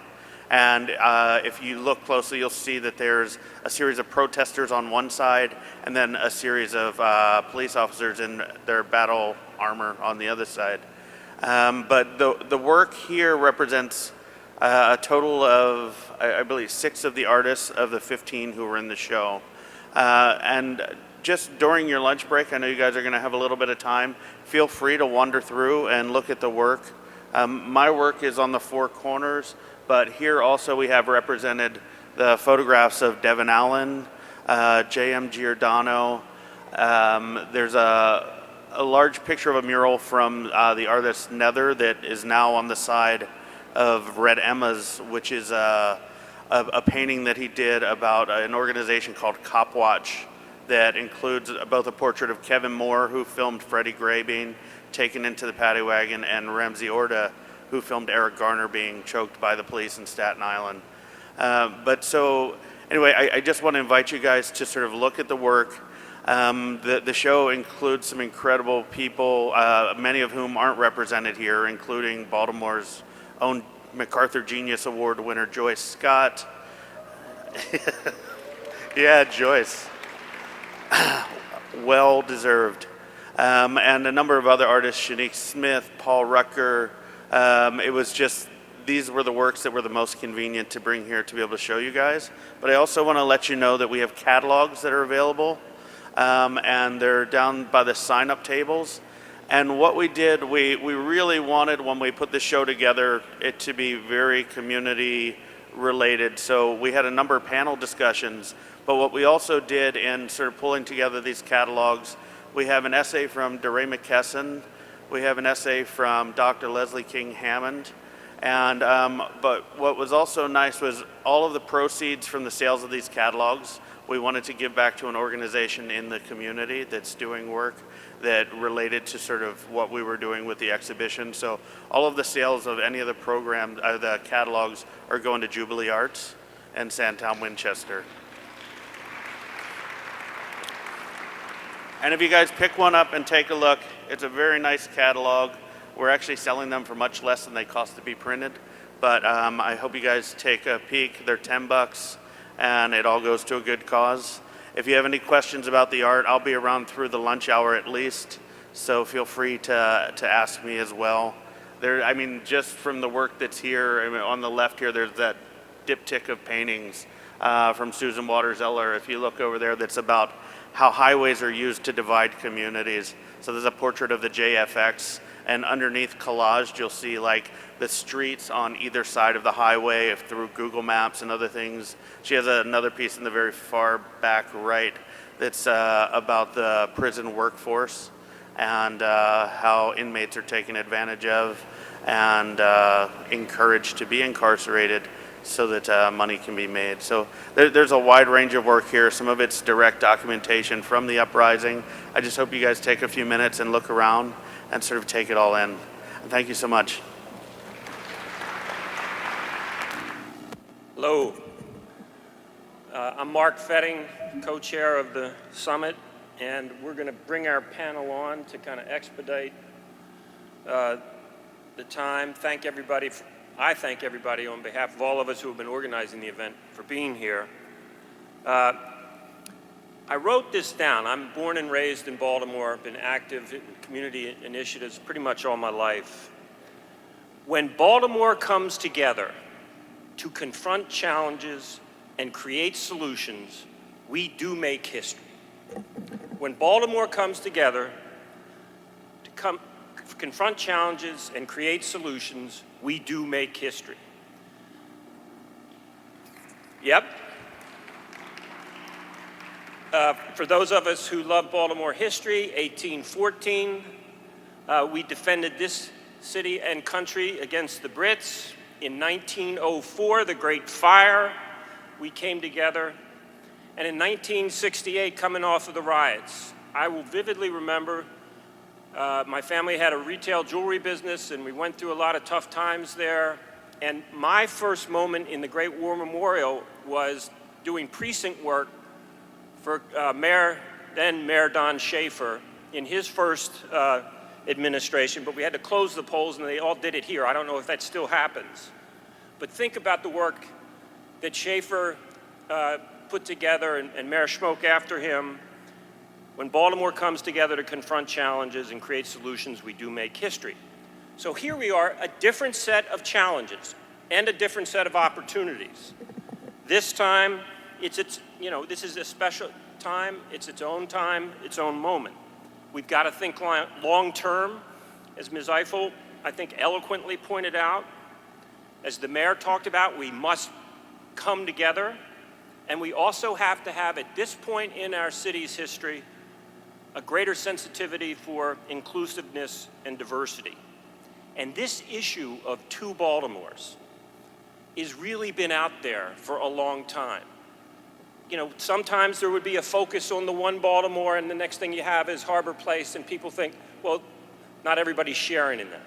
Another time, there's major work being done around improvement in the city schools, and others are kind of maybe not as informed as why that's very, very important. This is the time where the two Baltimores get confronted, those challenges, we create solutions, and we make history. So I'm going to put a plug for that, and like my fellow co-chair, I will invoke the Bible, not as specifically as he can, because I can't remember the exact chapter, but Micah, do justice, love mercy, walk humbly with thy God. Thank you. All right, now we get back on track here. It's my pleasure to introduce us to focus on the justice portion of the program. Think about the current state of affairs in this field of justice. Over a period of 12 years, city schools reduced suspension and expulsion rates and implemented restorative supports for students. However, during last year's academic year, 2015 and 16, suspension rates increased by 25%, signaling a disturbing return to punitive, zero-tolerance policies that harm students and feed a negative school climate. In 2014, Baltimore took a courageous step and banned the box, allowing people with criminal records a chance to more effectively and fairly compete for jobs. Every day, however, tens of thousands in Baltimore face barriers to employment, housing, education, and other supports because of unchecked discrimination based on their criminal record. Following the uprising, the city made increased investments into youth and community programs designed to prevent violence and provide community-based solutions to our most pressing problems. Public investments in community-based and community-controlled programs that are more effective at preventing crime and helping families thrive. However, they pale in comparison to the investments made in traditional law enforcement activities. Next, because of a dysfunctional pretrial culture, people in Baltimore are held in jail pending trial because they are just too poor to pay. Our tax dollars are used to jail people for as much as $160 a day. $160 a day. Who could safely be served in the community for much less money. Some initiatives get it down to almost under $3 a day. People who should be jailed for safety are allowed to buy their way back and onto the streets where they can do further harm. And then, as was pointed out by Ms. Eiffel, the need for policing reform. The most pressing challenge, but also ripest opportunity for the city, is our response to the recent DOJ pattern and practice investigation into unconstitutional policing in Baltimore.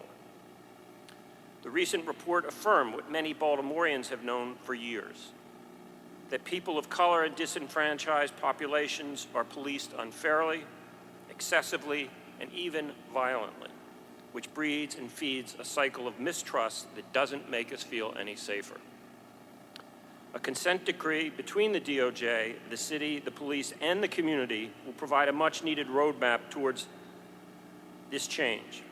As of today, however, as was pointed out this morning, the consent decree has not been finalized, and we are in real danger of losing momentum and missing our best opportunity to achieve the kind of policing we all want for ourselves and our neighbors. So let's reinforce that, get it done. Let's get it done.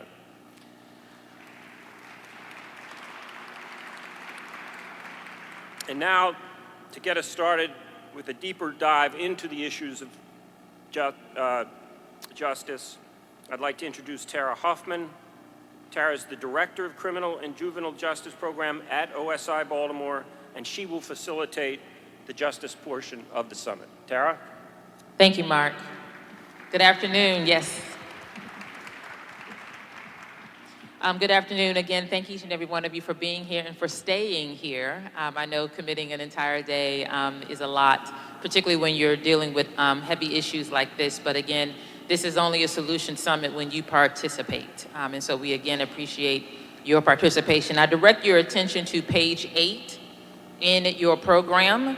On pages 8 and 9 are where you will find the justice recommendations. I know some of the programs didn't exactly print out the way they were supposed to. So if you need a corrected program so that you can follow along, please raise your hand and one of the volunteers will bring a corrected program to you. We have a couple of hands here in the middle, some in the back. Yes, some of the programs didn't quite print out correctly. So keep your hand up. Come forward today to help contextualize these recommendations, because they're not just words on a page. But these are recommendations that have been driven by the community and that can make a real difference in a real person's life. And we have two real live people here who are here to tell their stories and help to put these recommendations into some context. And so the first person that I'd like to introduce is a dynamic young man who I believe we'll be hearing from and seeing more of. Can you please help me welcome Naeem Smith? Good afternoon. Good afternoon. Hi, my name is Naeem Smith, and I'm a senior at Coppin Academy High School, which is a part of the Baltimore City public school system. I'm a student who has had a lot of support. I've had people in my corner who are even in the audience this afternoon who are supporting me and pushing me to be great. However, there's always been the same saying that I had ended up getting tired of, and that is, I wish there were more young people like you. Well, I'm here to tell you that there are more young people like me. There are young people who want to be a part of their government, who want to be a part of decision making. Unfortunately, though, we find that some adults write off youth because of their disruptive behaviors. These young people are my friends, my classmates, and they are talented, creative, and interesting. Adults at school are not seeing these qualities because they are writing the youth off as disruptive and acting out. And because of their behaviors, adults are not taking the time to study these students and figure out what is it that they need that we can better service them. Because of this problem, school climate and discipline policies at school are not working. So I got involved over the summer with the School Climate Youth Collaborative to help change discipline policies. I believe that youth should be involved in issues and conversations that impact us because we have a lot to contribute and our voice matters. So I work to empower youth so that they can get involved in issues that affect us, such as school climate. Schools shouldn't suspend students who are acting out by taking them out of class. This just results in students who are getting behind because they miss class and miss learning time and get frustrated upon their return to the classroom. Instead, schools should use restorative practices, restorative justice practices that hold students accountable, but in a way that makes sure they can still be in school and learn. We also need to provide more resources for students and their families. A lot of students have family challenges and at home and personal challenges that impact their behavior. And if students are to be in school from 8:15 to 3 o'clock p.m., then the school should be doing something to help push them to be greater. Sometimes school is the most stable thing that students have, so school should help students address their personal and family challenges. I'm involved in a program at my school called Peer Group Connection at my school, where seniors mentor freshmen and help them to get adjusted for high school. During this program, there was a particular freshman who everyone had already labeled as disrespectful, as disruptive, as rude, as nasty, as having a bad attitude. But I took it upon myself to ask, could I mentor that particular young lady? And upon mentoring her and talking to her on a personal level, I found out that she was from foster home to foster home. One of her foster parents were very abusive. She had a very traumatic childhood, and that was the source of her anger and her frustration. But then also, I found out that she could sing. So during our freshman orientation, I ushered her to the front of the stage and she began to sing. And the melody that came from her lips was so beautiful that there was not even a dry eye in the room. And so she was able from that point on to express herself in a different way. And after that, now people look at her in a more positive light and are more willing to help her. Now we multiply that issue times hundreds and thousands of students. Are we really being able to care for those students who we label disrespectful and disruptive? School in the city should provide more positive outlets for youth that allow them to do things like sing, be creative, and learn new skills. Youth needs clubs and rec centers and activities to have fun and stay out of trouble. I'm a big believer in youth empowerment, and I'm going to keep working to make sure that students have a seat at the table in these conversations. And I will work hard until policy is made that we have an option to speak our voice and help change the way public education works. Thank you.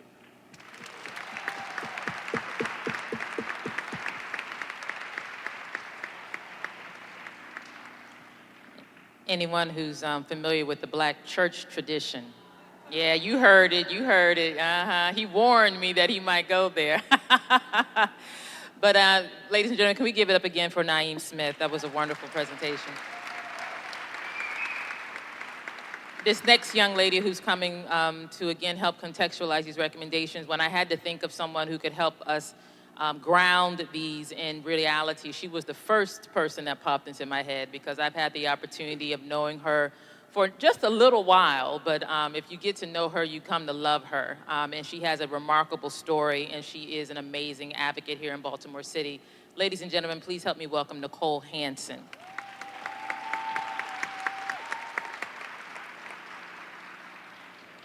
Good afternoon.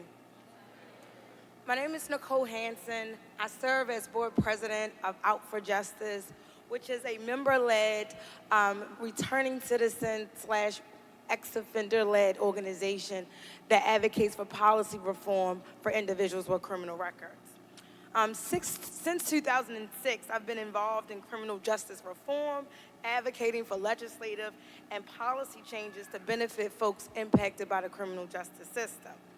At the age of 26, I was working for the state legislature and as a nursing aide at night.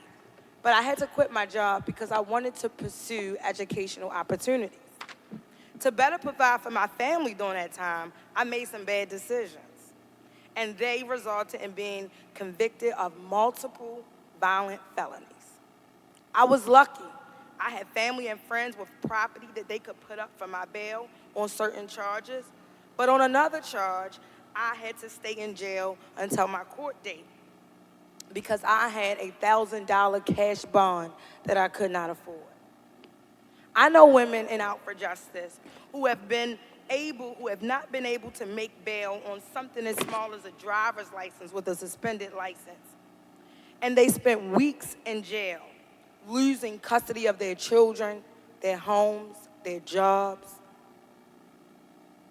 I had no criminal record before all of this in 2010. However, as a result of these crimes, I received a little under a year jail time and felony convictions on my record. I myself am now a returning citizen.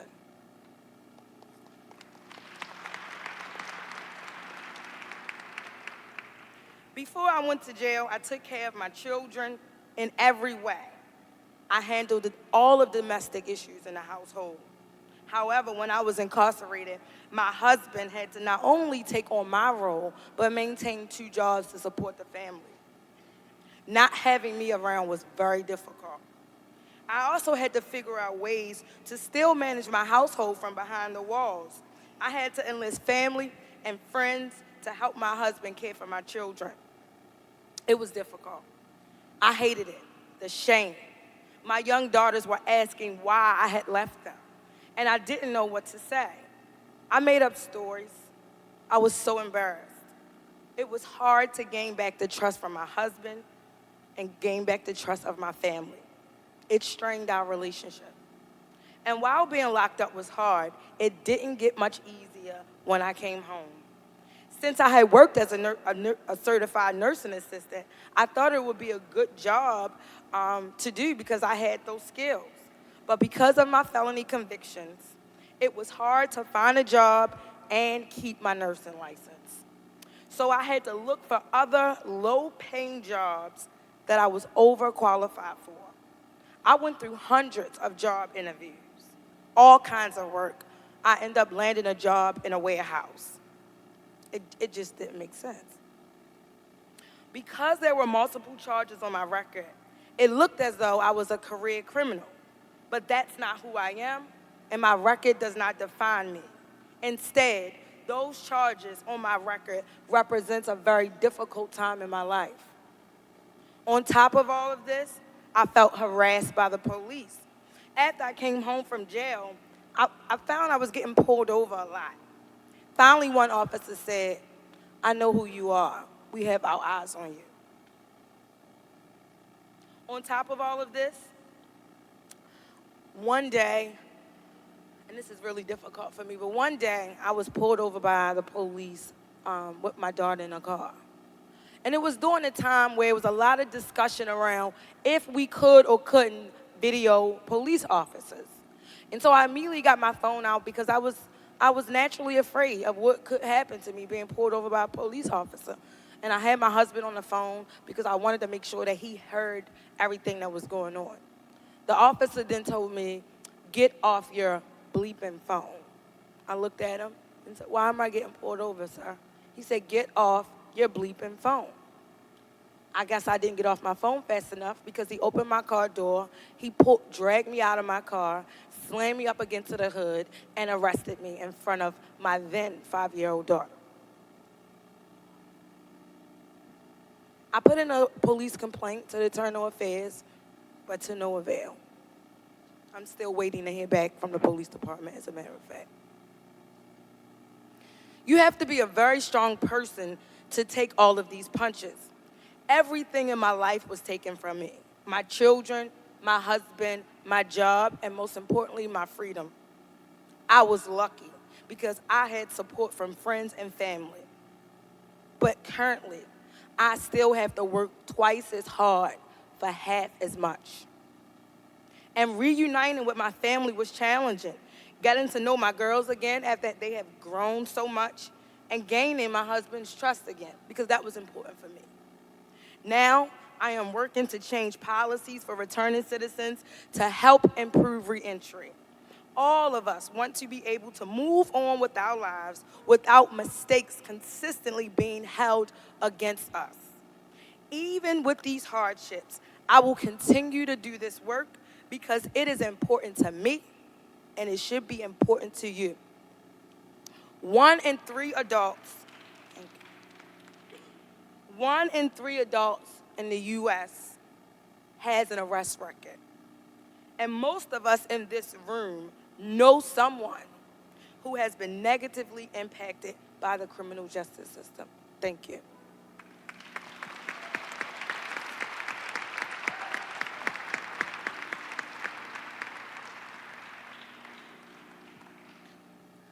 Thank you, Nicole. And thank you, Naeem, both for sharing your stories. And so now we're going to get into the recommendations now that they've helped to sort of ground us. And so I want to turn my attention to Tony Holness, who is the Director of Policy at the ACLU of Maryland, and who is one of the many individuals that we have the pleasure of partnering with to bring about policing reform here in Baltimore City and even in other places around Maryland.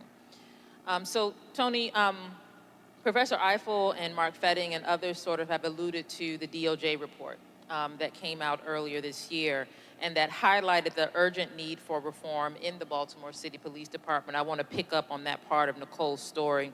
What are some steps that the city needs to take that would move policing in the right direction? Sure. Thank you, Tara, and good afternoon, everyone. So an individual, as you've heard from our panelists, individuals with criminal records, but again, we cannot really separate this from race, okay? And so we talk about, Nicole mentioned, 1 in 3 individuals in this country is arrested, actually by age 23, young folks, right? For black men and women, it's 1/2, right? And then you have employers who can't really separate race from the criminal record. There are already a bunch of assumptions that go into candidates even without a criminal record. A criminal record just makes it so much worse. So we also have to think about the biases as well. Thank you. So, yeah.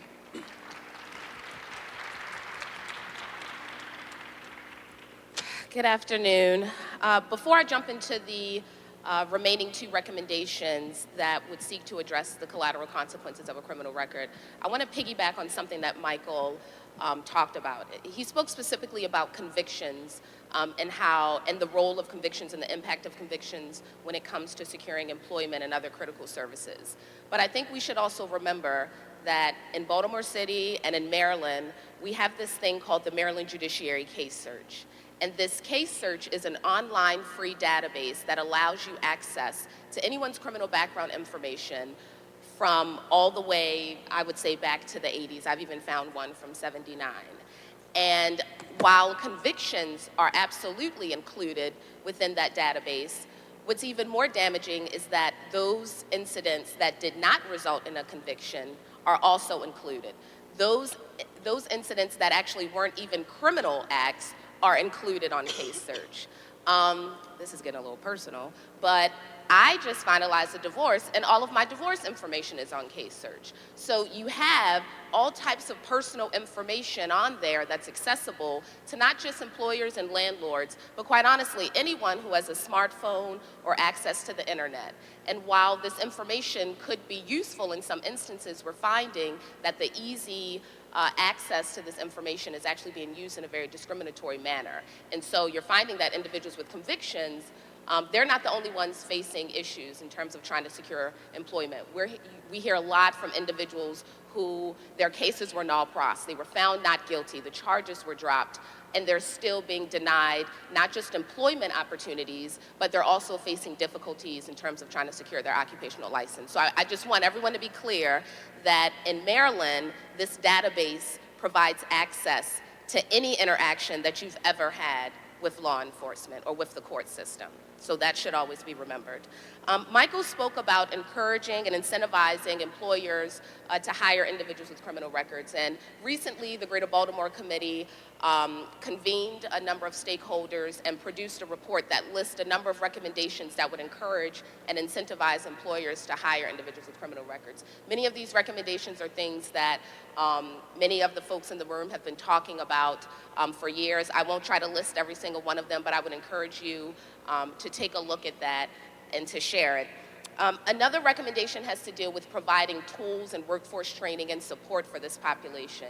You know, a lot of times we believe that low-skilled, low-waged, or unemployed individuals all face the same barriers, and they don't. Individuals that have served long periods of time behind bars need specialized training and attention and supports.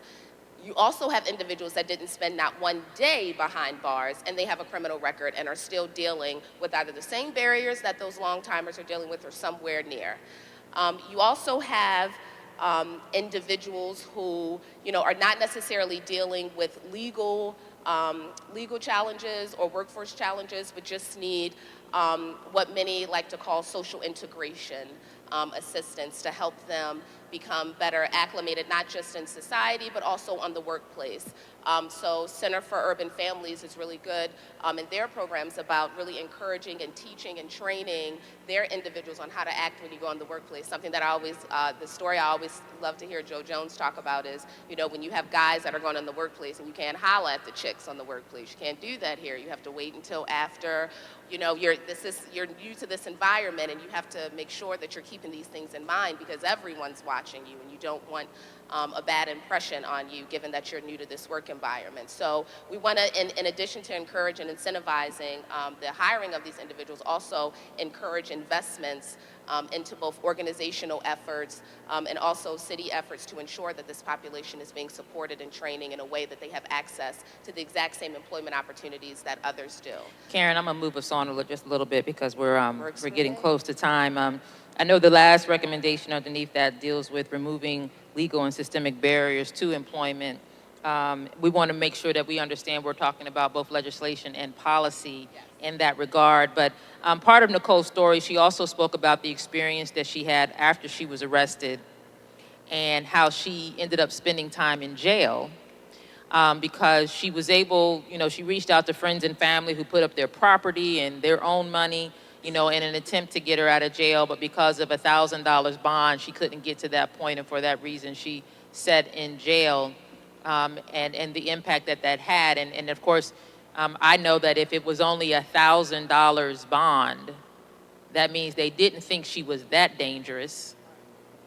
So why not just let her be served and supported in the community where she could continue to take care of her family while she was awaiting trial? So can you talk a little bit, Karen, about what can the city do specifically to take a closer look at pretrial practices? What happens to a person between the time that they're arrested and the time they actually go to trial? So in terms of what the city could do to address many of these issues, one of the key recommendations that we came up with was to have a commission come together of relevant qualified stakeholders to review review the practices and procedures of pretrial agencies, court practices, and state practices, and issue an advisory opinion the advisory opinion would advise the city council and the mayor and relevant court officials and qualified stakeholders on how to ensure that our pretrial system is effective. How can we make sure that we're not holding individuals who are not truly a flight risk or a danger to society, but are unable to pay. We're not holding them, but also making sure that we're not releasing or providing opportunities for those individuals that truly are a risk and truly are a danger to society. We're not providing opportunities for them to be released because they have the monetary means to pay and be released. So this advisory opinion would look at everything that's happening around the city and look at different best practices and issue this advisory opinion. And also, I know you mentioned the city, but I just have to quickly, since we have all these folks in the room, there is an effort right now going on around the state to pretty much do the exact same thing. And I would encourage everyone to keep your eyes and ears open because there's a lot going on to ensure that that across the state that this practice is, that the incident that Nicole experienced is not happening to jurisdictions across. So I would encourage everyone to get involved and learn more about not just what's going on in the city, but around the state because it's a hot issue right now. Thank you, Karen. I'm now going to turn my attention to Kim Umphrey, who's also with the ACLU of Maryland, to talk about our recommendations around youth justice reform. Naeem talked about, how he has, he's been blessed to have supports, he's been blessed to have mentors and also be in a position to give back, but he spoke very eloquently about his peers and others that he know of who don't have those same supports and who don't get the same response. And so when it comes to Baltimore City public schools, and we know that the city doesn't have full control over the school system, but there are ways that the city can influence what happens within the schools and can support what happens within the schools. And so what can we do to ensure that Baltimore City schools are using appropriate responses for those young people who are creative, are talented, but they're acting out maybe because of things that are going on outside of the classroom? Yes, hello everyone. Good to see you. It's really ironic, and we don't often think about the types of issues that relate to anyone experiencing the the justice system generally, and how those same issues impact students who are involved in disciplinary issues for a number of reasons, often not violent reasons. And so those issues that were brought up, like stigma and re-engaging, those are the areas where we really need to focus. Right now, if students are disciplined, it's often hard to get re-engaged, not only with your peers, but with the administrators and the teachers, because you are labeled. So one of the big things that we've been pushing, the ACLU of Maryland, along with the Coalition to Reform School Discipline, is really looking at the relationships between school police, the discipline structures, and making sure that everyone knows the role that they play. Right now, there is no policy for school police. And this is very important because the DOJ report highlighted that school police are basically an auxiliary group of the city police. So if we have true concerns and if we believe what was in that report, we ought to be very troubled. And we ought to be at school boards, talking to any legislator that we can about how our children are being treated. So the most important recommendation I would think is to have clear policies and to set that expectation. But another thing that we need to do is to amend the code of conduct. There are a lot of instances where it's in the code to contact a police officer for various instances that are happening in the school, and it's unnecessary.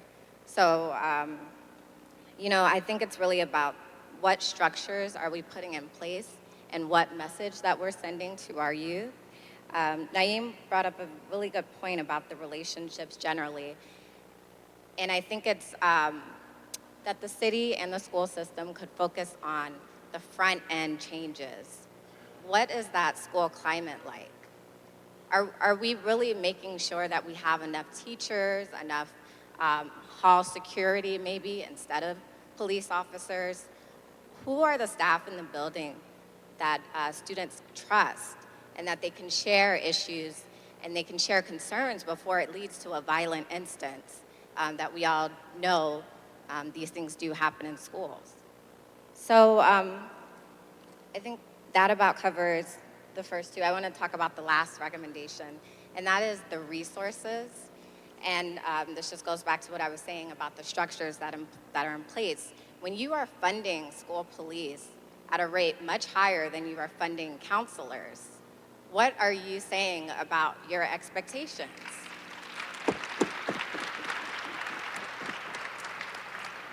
So I think we really need to focus on wraparound services, really expanding restorative practices, which restorative justice falls under that. Restorative justice is when a child has been involved in an incident, but when you're dealing with restorative practices, that is front end, and that is top to bottom, giving people another shot, allowing children to apologize, allowing them to feel the brunt of whatever danger or harm they caused, and allowing everyone to move forward. Those are the types of changes and interventions that we can focus on instead of police. Excellent. Thank you, Kim. So that's a brief overview of the 10 recommendations that are before you on pages 8 and 9. As you move into the discussion portion, let me just say that for some of you out there, you already know what your top 5 are. You have a personal experience. They're resonating with you. They're hitting you hard. There are others who may be looking like, how in the world am I supposed to just choose 5 out of these 10? Because they're all important. I just want to reiterate that, one, all of this information is on the Solution Summit Baltimore.org website. None of these recommendations are going away. So you don't have to worry about any recommendation getting lost. But we do want you to help us determine, of these recommendations, which ones do we want to put before the mayor and the city council, say, do these now, do these first, and then we can come back maybe at some other time and say, oh, and by the way, there's some other things that we think you need to take care of as well. So what we want you to do now is what you did this morning, which is first, look at your recommendations, put a check mark by the ones you think are really standing out for you, speaking to you, and a question mark by the ones that you may want more information of. After you spend a few minutes doing that, turn to your neighbor and discuss with your neighbor and share with your neighbor what you're seeing, what you're feeling, what is she or he feeling, and then after that, we're going to invite you to then talk to the entire table. Again, the table doesn't have to come to a consensus on what the vote is. You choose what your top 5 are, and again, you'll be able to see the votes as they happen on the screen. So go ahead and move into reflection for just a few minutes, and then move from there to talking to your neighbor, and we'll come back and let you know when we want you to talk to the whole table. Thank you. Right now, we're going to benefit by hearing presentations by Muhammad Tal and also by Lady Brian. Thank you. Good afternoon. You guys sound tired. Good afternoon. How you guys doing? My name is Muhammad Tal. I'm a current student at Morgan State University. The piece I'm going to share with you guys today, so we got some Morgan alumni here. The piece I'm going to share with you guys today is a poem I wrote about gentrification. I'm originally from PG County in Washington, D.C. So I live in Baltimore now, but when I go back, the differences are so evident that it like really inspired me to write this piece. I hope you guys enjoy it.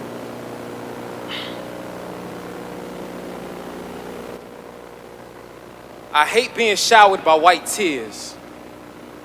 I'm more of a tough man trying to free my niggas. Sorry, Master P. But tell little Romeo, I see DC and that collage is getting whitewashed. It's starting to look like white marsh. I was on Georgia Avenue watching them whites march. Boy, I tell you, them whites smart. They took off their hoods to take our hoods. Ronald Reagan's post-racial America coming from vacation. Damn, Daniel.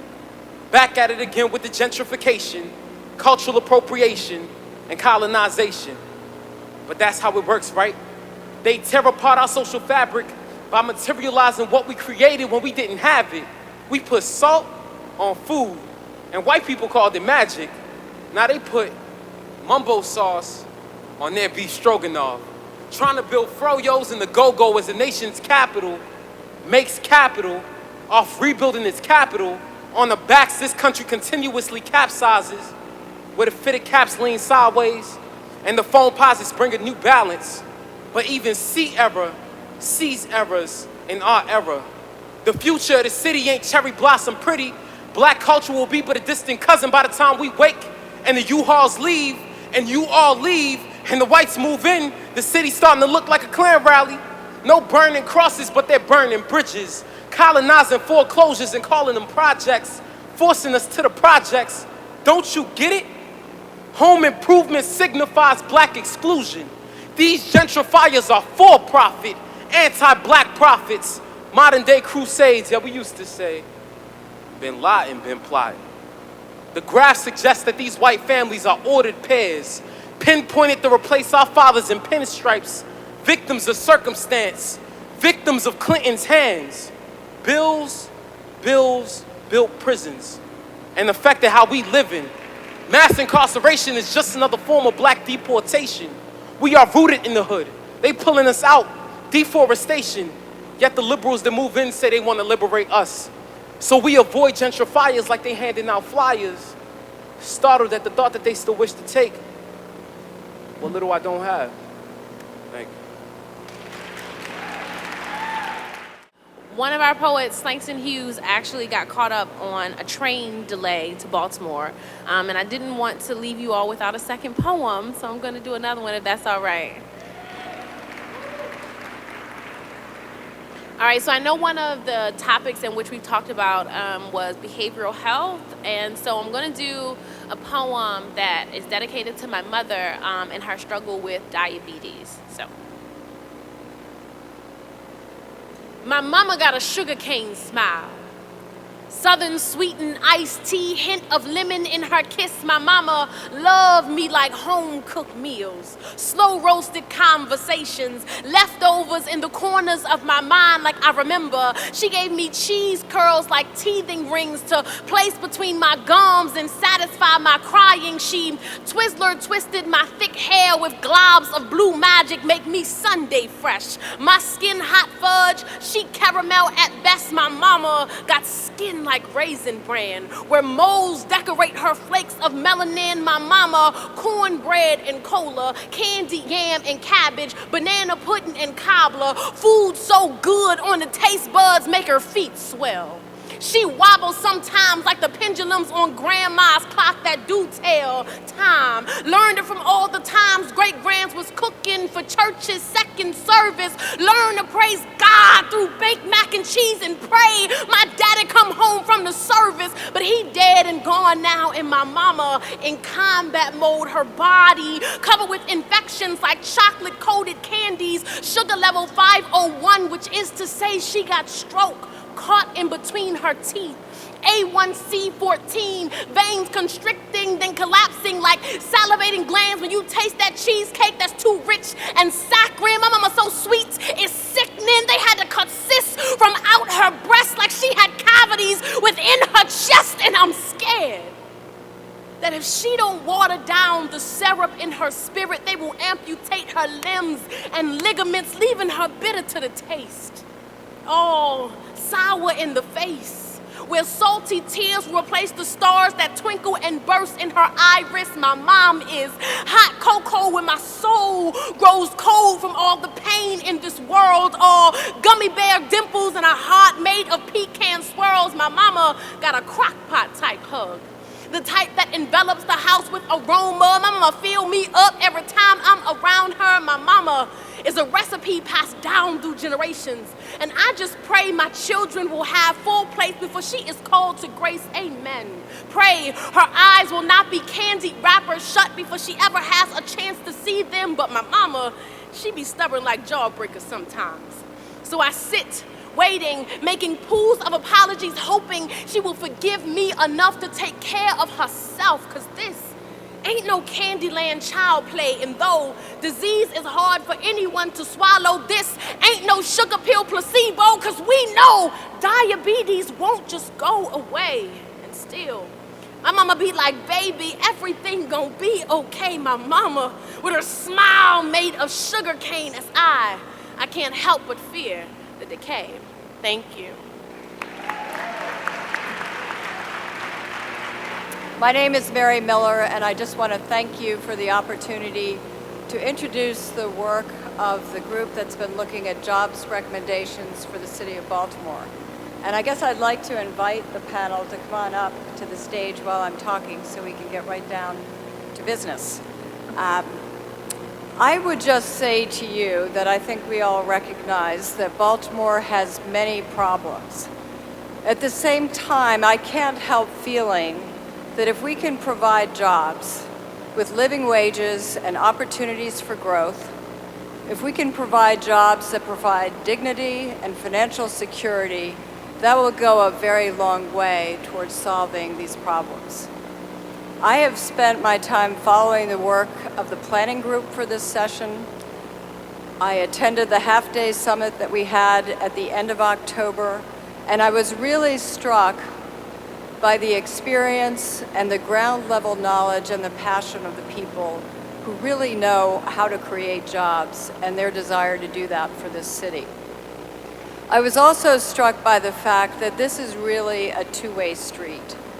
We have an obligation as a city to educate and deliver a workforce that is ready to work.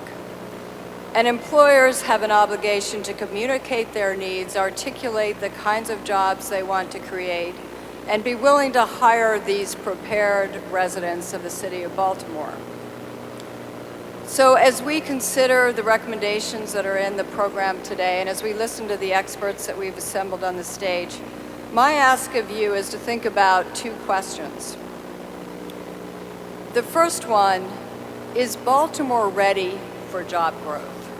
Are we hospitable to the innovation economy, to the needs of established employers in Baltimore, to the nonprofit sector, and to the self-employed? The second question I think we should think about is, can we have an inclusive, data-driven, measurable economic development plan for our city? A plan that represents the employable and the employers.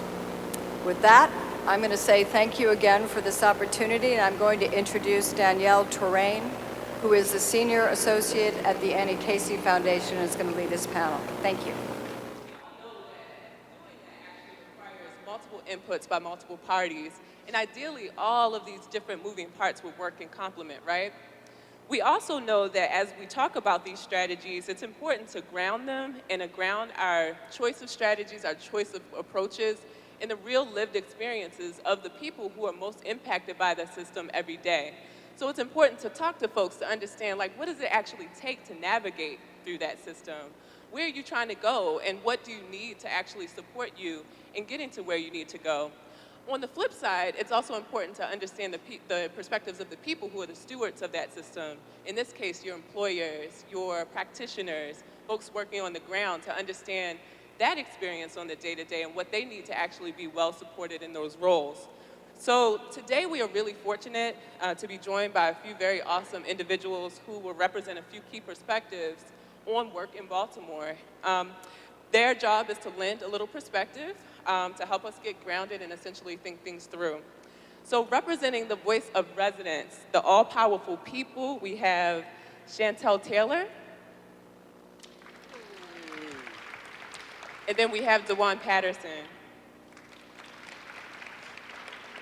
Representing the voice of practitioners, our empowerment professionals, we have Joe Jones of CFUF, Elizabeth Sachs of the Job Opportunities Task Force, Liz Alex of Casa de Maryland. And last but not least, representing the voice of our employers, our business community, we have Rafael Jorge from First Transit. So this is how this is going to work. We are going to have a conversation, and then we are going to talk until they say the time is up and we have to get off the stage. I will throw a few questions out there for the group to get them started and also keep the conversation going along. And at the end, we'll all pause, as we did with the other sections, for reflection and then actually discuss and then vote. We really stress to you, taking a look at the 10 recommendations, they are very dense. So as you're listening to the kind of the more experiential take a look at those to make sure that you're making connections. And then listen for what's priority, what people say is actually most urgent, and actually the best ways to make an impact. And then use that to inform your vote. All right? All right, let's get started. All right, so Dewan, Chantel, and then Liz, I'll actually ask you to hop in on this one as well. From the perspective of residents, like what does that day-to-day experience of looking for work and trying to retain work actually look like? Chantel, if you could share a little bit about your personal story, that would be great.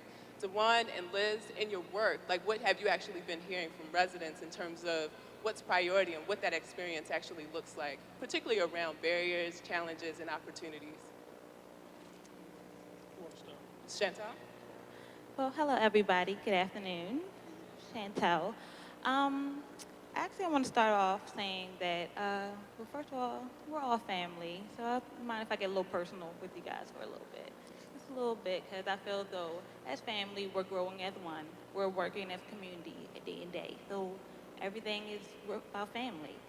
So I want to say, working, I'm a little nervous. Actually, it's my first time up here, so doing it. Show us some love, show us some support, y'all. This family. I'm a little first comer to this, but I'm very honored. I would say thank you guys for coming as a panel, very supportive. But I started as, my life really changed about 2013. I wanted to venture out and realize who I was as a person. I ran into barriers where I was going into dead-end jobs, and I really wasn't getting anywhere. And I knew, a person of my stature, I know that I can do better. And it really brought me to family, Center of Urban Families, CFUF, what I usually call it, so Center for Urban Families, sorry. And I started off where I went through the 4-week program, which was an amazing experience. It not only connected me to a lot of people who I network with day and day, still to this day, and it's been since 2014. So I still work with them every day where they help me become a better person, knock down barriers. And during that time, I would say during the experience, I learned not only networking through good, great people, I learned who I was not only as a person and who I am, what I wanted to do as a passion, to venture out and move on and really set the tone for my family.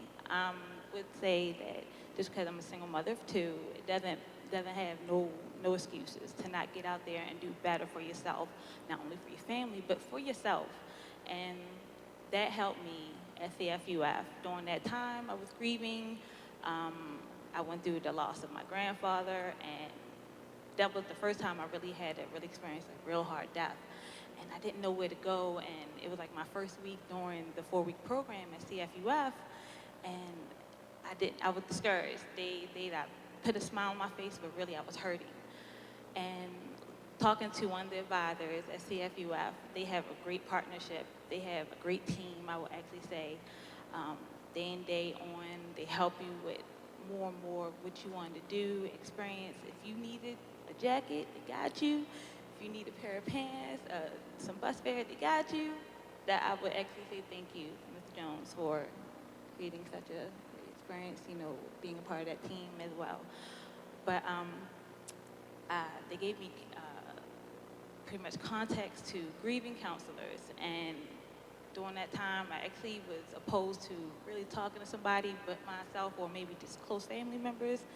And it really helped me open up to really, it's about who you are, really expanding your mind and really venture out to not only your family, but if other people to talk to who's just as close as you. And I connected with Miss Tracy. She was really great. I'll never forget her. So she's listening. Shout out, Miss Tracy. So, but she's a great person. She helped me understand that grieving has to happen in order for you to move on and experience better things for yourself and your family. And it helped me go through that time dealing with my grandfather. Otherwise than that, I learned to really just network to get a better start for myself. It helped me get first stepstone to Johns Hopkins. And really, learning in Johns Hopkins, I really learned for myself to really, it's not about only your emotion, it's other people who's going through worse things than you can ever imagine. But as long as you put a smile on your face and be a great customer service and helping your community to know that everything will be okay. Everybody goes through really hard times. I've been through hard times with trying to juggle working and childcare and, getting home to make dinner and, my 3-year-old, them 3-year-olds or something. Forget terrible twos, it's 3-year-olds. Oh my gosh. So, but being a mom, it showed me that, it's not only for yourself, it's for your kids. And I'm really thankful for them each and every day when I wake up, see my daughter just looking at me and my son saying, "Hey, Mom, what's for breakfast?" So Thank you. every day for that. But, Yeah, thank you, Chantel. sorry. So in your comments, you've raised so many different issues. What it's like being a single mother, a parent, navigating through all of this. Also mental health issues and like getting the motivation to actually access different resources and get through that type of process. Dewan, I wonder, so you've been doing some really interesting work, working in a lot of different communities around the city. Just hearing the perspectives of particularly young people who are trying to access work opportunity and what they actually view as the barriers to, accessing those different resources. Is there anything that you would like to add to what Chantel has shared? Yes, I would like to thank you, Chantel, for sharing such a rich experience at the Center for Urban Families. But I will give a different perspective before the community actually reach centers such as, organizations and programs such as the Center for Urban Families. What I have heard and what I experienced that many people from across Baltimore neighborhoods don't have access to these type of programs. They don't even know about these programs existing. Across Baltimore, we are facing a digital divide where people don't have access to the technology to get connected to the opportunities and get connected to the programs. And then once they get connected to some of these programs, we're talking about they're only seeing handshakes and certificates at the end of these workforce development programs. They don't receive these skills and opportunities where they will increase their living and also their family living. So when we're talking about getting access to work, but we're talking about getting access to a sustainable income that supports their family, and some of the other challenges that they face before they even get to the point of obtaining a job is there's not enough support around job seeking, because job seeking is a job within itself. But then when you're talking about you need someone to watch over your children while you get access to the computer, where maybe they don't have a Center for Urban Families in communities such as in East Baltimore. They have to then find out and navigate where are these organizations that provide that type of support for you, and if that organization exists. Then we also forget about the transportation issue here in Baltimore.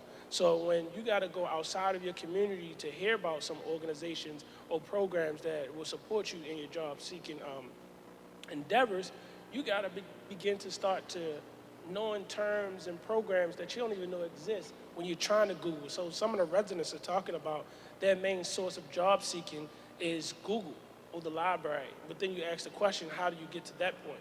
What type of terms do you search? How do you know about these programs? And one thing that I learned, a great deal of Baltimore residents understand that there are many obstacles in place from them getting access to work and economic opportunity. So as an alternative, they are creating their own sources of income. When you're talking about automotive skills, that they're doing dog training and doing these services for income, but the policies and nonprofits, we don't hear a lot of investment or social enterprises, entrepreneurship, and these type of things that the community members are being resilient on. So when we talk about some of the solutions in there, we would like to see more resources and policies that provide the small business resource centers that come inside the community. A lot of the community members said that they appreciate when people come inside the community and reach them, because we're missing that human connection when we're doing the job seeking. Thanks, Devon. So we hear a lot there, so I'm just going to flag them for you. We hear, hey, clap for them, that's good. So we hear this issue of connection or the level of disconnect around the city, right? And so I'm for the practitioners on the panel, I'm going to kind of tee you guys up to talk about strategies to actually connect with more residents and what's actually needed to expand that capacity. We also hear this issue of social enterprise, entrepreneurship, and actually like embracing the fact that many residents want to own their own business and actually take a more entrepreneurial path. We also heard a lot about like just the different types of services that are really useful, and that should trigger some thinking around like particularly recommendation 5 and where we need to actually expand capacity from a service perspective. Liz and our other practitioners, as you've listened to these two accounts, like what actually just strikes you, you know, in terms of like key takeaways, and how does that translate into your perspectives in terms of where it is most important to expand capacity locally from a practice angles to actually reach more residents and actually get them through work pathways? I can say, first of all, good afternoon, everyone. From the employer standpoint, when I hear that story, what I think about is businesses are driven by wanting to, first, if they're good businesses, you have to be people-orientated. You have to find good local talent.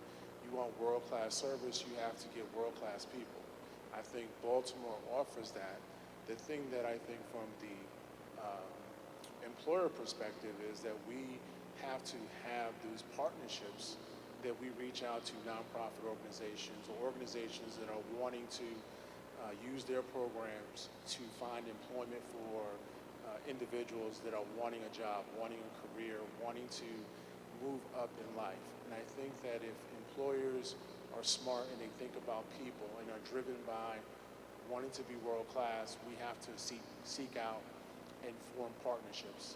I know for us at First Transit, we've reached out to the Center of Urban Families and said, okay, let's work a model where we can come in and I want to employ individuals. I have jobs every day in transportation. How do I get people in my door using your organization to grow? And we worked out a business model where we come in and we do mock interviews. We work with the organization to even just be supportive every day. I'd say every week I come in and I speak to the group to have a pep talk. The pep talk is, hey, I believe in you. There's an opportunity for you. I want you to be successful. And now these are my expectations for what I'm looking for. If they meet up with what you're looking for, I can offer you that opportunity. For me, if I want to be world class, I have to tell people that this is what I'm expecting and how I can get that from these individuals, meaning the community, because I can't be successful unless I have successful people. So the one success story I will say, Chantel, she actually works for First Transit. She worked through the program, and when she applied, I thought I need that person in my organization. And that was just because she was just that qualified. And I say she brings value to what we have. To me, that's a success story. Because once again, she wants to be successful. She has a family. She wants goals and aspirations. And I'm willing to offer it. And that's going to make my company, my bottom line, better. So that's the way I look at it. How about Liz? Thanks, Danielle. So I work at CASA, and we have a day labor center, a nonprofit day labor center, serving folks in Southeast and East Baltimore. Every single person who walks into our center is there because they want to work. So I think that's one thing that's worth repeating, right? That people in this city want to work.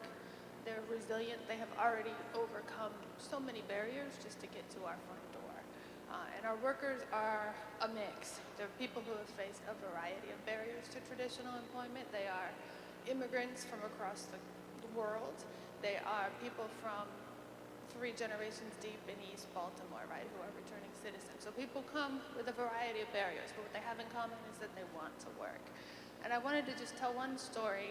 One of our members, a man who I've known for several years working at CASA, really wanted to be here today, but he was not able to because in the end, he had to work. And when you get a chance to work, you take it, is what he told me. But his story is the following, and I think it demonstrates some of the things we've talked about already and some of the things in the recommendations. I first met him about 10 years ago when he had been working in construction. He's Latino, he's a Guatemalan immigrant. And he had gone to work for an employer for about a week, anticipating that he would be paid at the end of the week. And then he showed up for his paycheck, and all of a sudden, Joe, the employer, was nowhere to be found. And so he had just worked for free for a week and never got that money back. So he came to us asking for help. Ultimately, we were able to help him get some of those wages back at least. But this is a persistent problem, right? Wage theft is rampant, it continues, and there are not enough protections at any level to help protect workers. But in that journey, he then began to use our center and began to ultimately got a permanent job in a restaurant. Well, that job didn't quite pay enough. He has a young son, and he was trying to support his son. He couldn't always anticipate when his hours were going to be, because in a restaurant, you just get your schedule a few days ahead of time. So he was trying to come up with a way to make ends meet. And then he found another job that had a more permanent schedule, but it was in Catonsville. And he lives in East Baltimore. So he was still trying to make it work, right? He would take the bus, and he's working at night, so he's taking really odd-hour buses. And then he gets beat up at the bus stop, waiting for the bus to go to work. But he's afraid to call the police, so he doesn't call the police. So you can see all these systems sort of really starting to impinge on him. Anyway, he ends up ultimately losing that job because he couldn't get there because he was afraid to take the bus. And he decided, you know what? I need to just start my own business. So ultimately, right now, he has his own small company. He has a couple of workers who work for him, who he pays a living wage. And he's decided that that's what's going to work for him. But not every worker's the same. But I think there's a couple of common themes there that his story really highlights. I mean, one is this issue that workers are resilient and have a lot of barriers that you may not even know about, that they are overcoming just to get to that front door. And that if we can provide assistance to not just the job piece, but all of those barriers, we'll have a much better success rate in helping people. But I think, too, that there are structural systems in place that need some changing. We need to fix fair scheduling laws. We need to fix raising the minimum wage. There's a lot of things that can be done so that regular jobs are good jobs. But then at the same point, we need to realize that not every worker is the same. And in his case, this idea of forming his business was the right path for him. And I think we have a lot to do in this city and state to create a good ecosystem for non-traditional business types, for social enterprises, for worker-owned cooperative business, which is very relevant in our community. Lots of ways that people can get to that next step without necessarily going the traditional employment path. Great, thanks, Liz. So a lot of you point to a number of issues, one of which is worker protections and also, employer treatment of their workers and support of their workers, right? And there's a recommendation that actually speaks to the importance of educating employers on how to essentially build a more inclusive and maintain a more inclusive workplace. Elizabeth and others, and then also from firsthand experience with residents who managed through issues of workplace discrimination and bias. How important is it that we actually focus on the work of educating and training our employer base in Baltimore? Thinking about worker protection, we want to strike a balance between the story that Liz described, where someone was able to start their own business and hire others and make sure they have the support and the expertise to do that, to make sure their business is solid and that they know what they need to do. But at the same time, we don't want to deconstruct all the protections that we've built up over time, whether it's wage theft or we're working on fair scheduling or other kinds of leave benefits. We want to make sure that those that get into more traditional workplace settings have the protections they need. And we also want to make sure we provide enough assistance to those that are ready to strike out on their own and be entrepreneurs.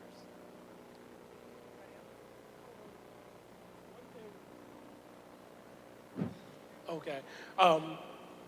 He brought up a point about the professional development of organizations is really important. What the residents are speaking on when they have successful employers who understand their culture and their cultural experience and the personal experience, they're more likely to stay inside a position. They're more likely to stay with a job because they have this level of connection with their employer.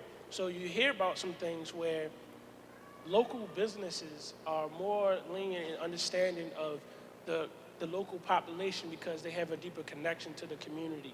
They have an understanding this level of cultural competency is really important. So having some level of benchmarks and accountability for employers who receive public funding on workforce development and training, they have to have some level of accountability to the local job market, and the citizen here is really important because we see that sustainability on jobs, and a lot of residents speak about their frustration that their employers are discriminatory. There can be racist remarks and stuff like that. So if you don't have this level of understanding with the with the employer and the residents, we see a lot of things being lost with the workforce development sector.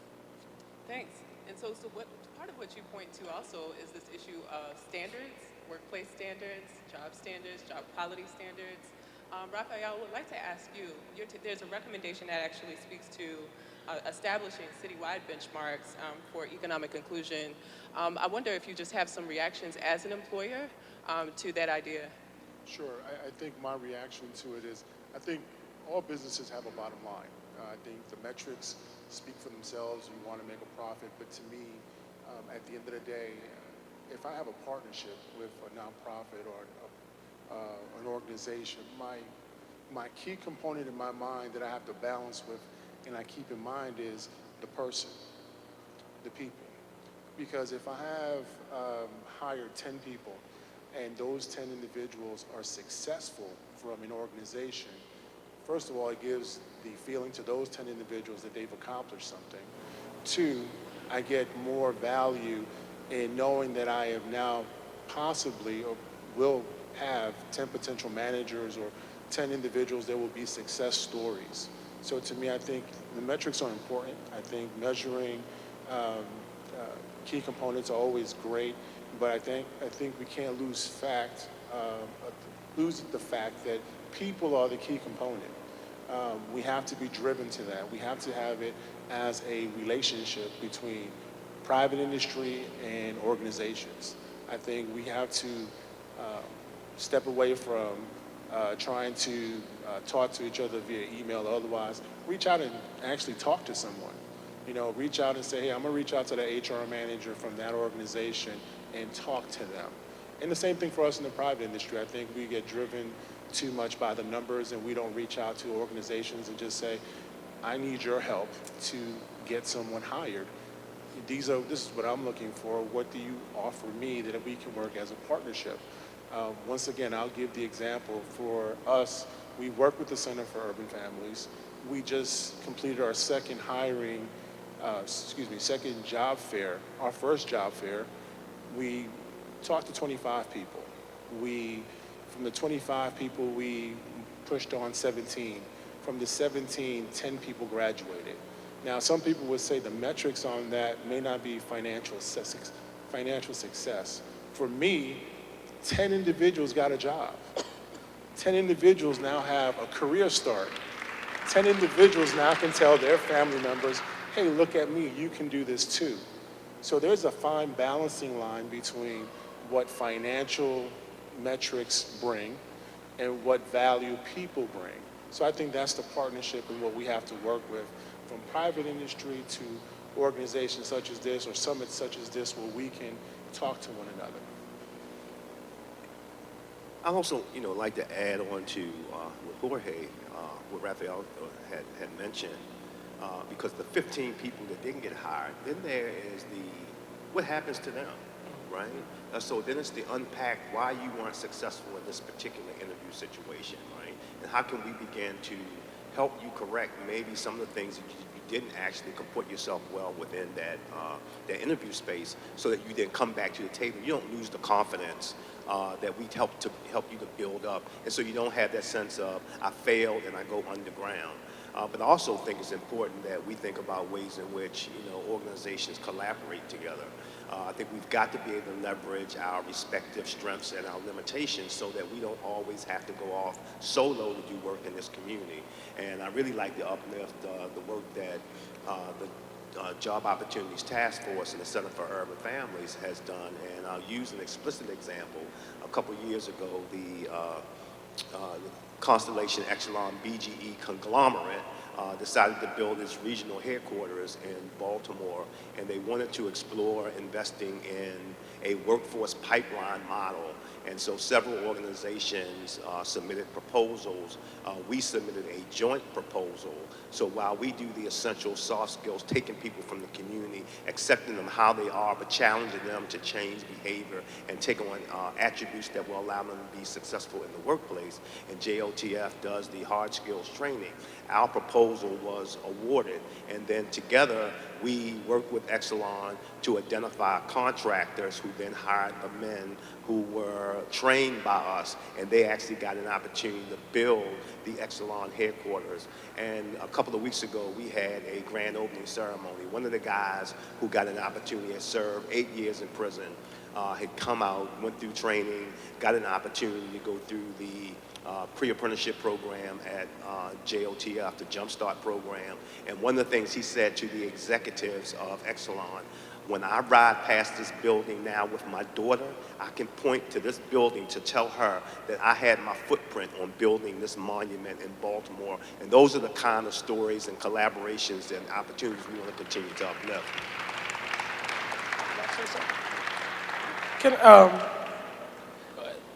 As you all may hear, as well as me, we're hearing a lot of success stories from the Center for Urban Families. But one of the things that I want to uplift from the community side of it, what about these other neighborhoods that do not have the Center for Urban Families? And some of the things that Center for Urban Families is doing a great job at is the recommendation number 7, providing that case management and that coaching and that supportive services to job seekers and the people who do not get placed. So what are we doing with them? So we're hearing that there's a recommendation of that level of support that's needed to help connect job seekers to the opportunity. So I would like to see, from the community side standpoint of it, we would like to see more of this case management, this coaching to help you navigate towards having work access and economical opportunity, because we're hearing a lot of community members talk about entrepreneurship and starting their own business, but there's not a pipeline to help them and help them to navigate to the ability to scale up to that point. So along those lines, Chantel, I want to ask you along the same theme. As we talk about an inclusive workforce, the reality is that there are a lot of people who are not connected, right? And so you shared a really powerful personal story in terms of connecting with different people along the way that kind of bridged you into information and also supported you. For both of you, what do you actually think, as you think about other friends, family members, community members who are still disconnected, what would it actually take to get them connected to some of the services and resources that you're hearing about and that you're actually connected to? Well, actually, how I actually started off to learn about CFUF, Center for Urban Families, was through a friend. And so that actually started me off with the connection that I needed to get to where I needed to go. A lot of people do ask me, well, Chantel, you got a job at First Transit. Well, how do you do this? How do you do that? And a lot of people, I feel, though, get discouraged where I tell them the skills that I had to get up to build up to where I needed to go. And a lot of people don't know the right way to find skills or find ways to get out there or find advertisements to find places to help them. Instead of a lot of people get discouraged, we want to find a way to help them, and I tried my best to have connections more and more. And I think a lot of places should venture out, like you actually said, touch point on that a lot of neighborhoods don't have programs to get out to, because Center for Urban Families just came out of a whim to actually help me. So I actually think that if a lot of people just find ways to have ways to get out there to one another, then we'll be able to make a difference. Right, and I was moving those one-stop shops and those opportunities and programs, getting back inside the community, having this mobility to actually reach people and connect to people to a human standpoint, moving beyond the technology of just going to a website, posting a flyer in some of these high foot traffic areas, but you gotta have somebody there to connect with, to break down some things that you might not have an understanding of. So when you move inside the community with the resources and meeting people where they are, that's how it's.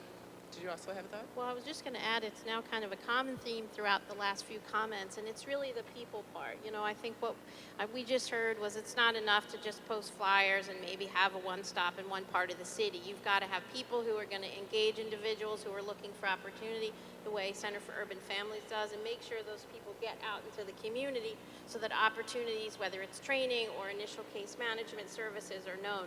But I do want to go back to the partnership that we have with Center for Urban Families, is it doesn't just stop when we place someone in a job, because I think the supports that you've heard about and the barriers that we've talked about don't necessarily end just with that first paycheck. In fact, there can be other things that arise, or people may have issues that they haven't dealt with. It could be transportation, it could be even mental health issues that arise. So the partnerships that we've talked about between nonprofits and employers and a variety of nonprofits need to be invested in beyond just the initial phase of connecting people to training, but also as they move into the workforce so that they can sustain that. So I think the theme that we hear is really around people power. And Liz, I want to point to you because CASA is pretty unique in that the organization actually blends organizing, grassroots organizing, with an overlay of some of these other services and resources. So I wondered if you could actually share a little bit from your perspective on just the importance of organizing and how it actually factors into workforce strategy.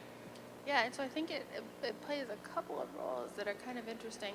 So it all starts really when the workers, it's people power, right? It's relationships. So when workers start to recognize that some of the challenges they're facing are because of systems that are bigger than them, that they don't feel that individually they have the power to change, but that perhaps collectively they do. That's when I think that takes a couple of positive roots. One, they start to feel empowered for themselves, right, in their own job-seeking strategy, but also they become a little more empowered as a group to attempt to address those systemic issues. Some of them are legislative. Sometimes it might be that employer that didn't pay their workers. Well, maybe they can launch a larger class action lawsuit against that employer.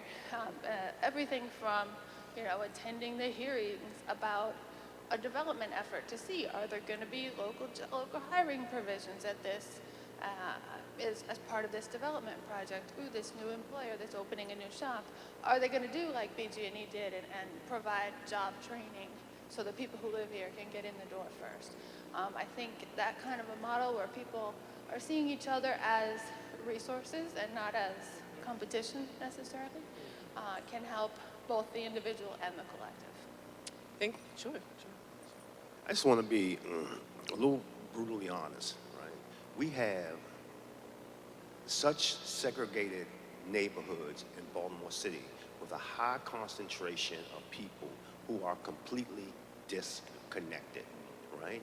Their sense of hope and value is missing because they've been left by the wayside, sometimes because of some of us, sometimes because of their own families.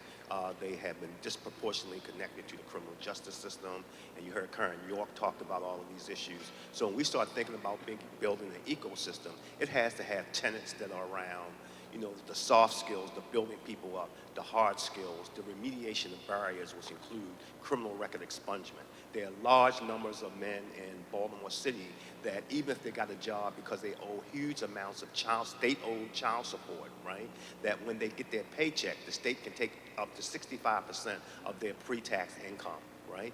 Huge disincentives to stay attached to the labor force. So we also have to balance what we do from a service delivery standpoint, from an advocacy standpoint, right? Not giving people a free slate, but to say to our legislators and our policymakers, here are a set of issues that preclude certain segments of our population from moving up. If Mayor Smoke decides to leave UB, he's got transferable skills. I think he can go just about any place, right? You talk about Raheem in Sandtown, Winchester. He loses that one job. If he doesn't have a network of support, he tends to go underground. If he happens to have a child or children, those children go underground with him. So collectively, we got to think about how do we create this ecosystem that allows the least of us to rise with everybody else. Otherwise, you know what we get? We get that image on the news that we see every night of young people disconnected who are doing things to hurt themselves and to hurt other people. And we've got a real opportunity. We've got a new mayor. We've got a pretty significant influx of new people in the city council. And if we really take these recommendations seriously, right, give real thought to what we vote on to move this agenda forward, we have a real opportunity to change the trajectory of Baltimoreans for decades to come. So final question, guys, so we get ready, right? So we've heard a lot about a lot of very different assets. We have people themselves and their ability to organize. We have advocates. We have employers in the business community, and we also have our practitioner community as well. And you also heard, hopefully, this theme around fragmentation and disconnect and the challenges around making connections between all of these assets that exist in Baltimore. And so there are two recommendations that speak to mapping, kind of pulling all of this information together in a way that people can actually digest and make use of. And then also the notion of an overarching plan that actually pulls it all together and gives guidance to different stakeholders on how they contribute to building this an inclusive workforce and economy. As you think about those two recommendations, the notion of mapping assets and then also developing a plan, what does that look like to actually be useful to you in the role that you play in all of this? And then from the standpoint of residents, how do we actually make sure that that plan is actually grounded in real lived experience and the priority of residents who are kind of living through these experiences? I would first say start with the residents, making sure the residents are a part of the decision making and the conversation when you begin to start mapping the resources and ensuring that these are the resources that residents need.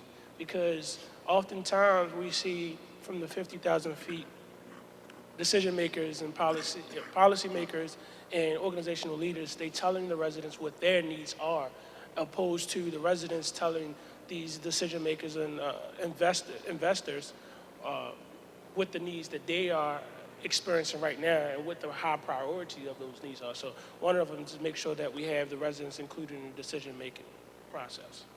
Thank you. Any other final thoughts?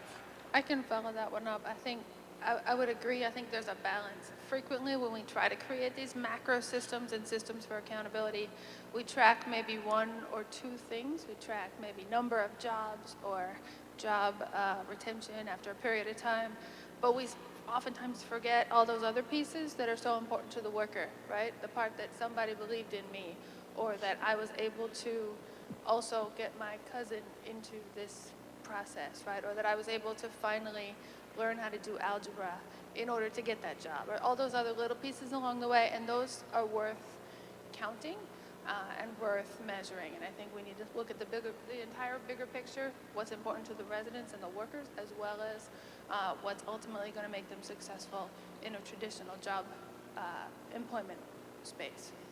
Thank you. Any other closing thoughts as people start to deliberate and make their vote, actually?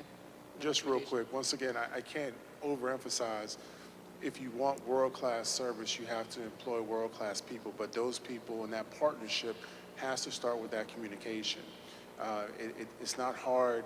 It's real easy to send an email. It's harder sometimes to, drive up to that place and talk to that individual. But, I can tell you it's worth it if you just think about the people portion first. And we can measure all the metrics in the world, and it can give you what you want, dollars and cents, but it's about the people. That's my last word. Thank you. And I just want to personally thank Raphael. It is very difficult to ask a business leader to take time out on a Saturday to spend this amount of time to talk about these issues. It is critical that that voice is included, but he's got a bottom line. So there's opportunity cost for him to sit here. So something else is falling off the plate on the other side, but his commitment to Baltimore and Baltimore City residents is something that I want to uplift. And I hope all of you will join me in thanking him for joining us and spending his time in his capital here with us today. All right, brother. All right.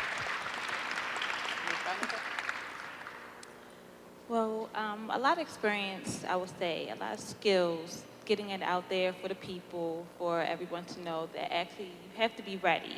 after nothing, you have to go through a whole life skill training experience.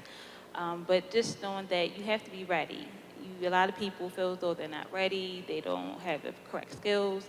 But as long as we know that it's okay to be out, to have the skills and get out there for yourself, you can do anything. So I think more programs and more things to get out there for people to understand in communities, we'll be able to get further. And Thank you so much, Chantel. Can we get a round of applause for our panelists? Thank you, guys. So now, as I understand it, we're going to take a few minutes to reflect on the conversation, and actually, you can also discuss at your tables. And how many minutes do we have? They're kind of deciding. Is it 20 minutes? Okay, so 20 minutes, guys. Thank you.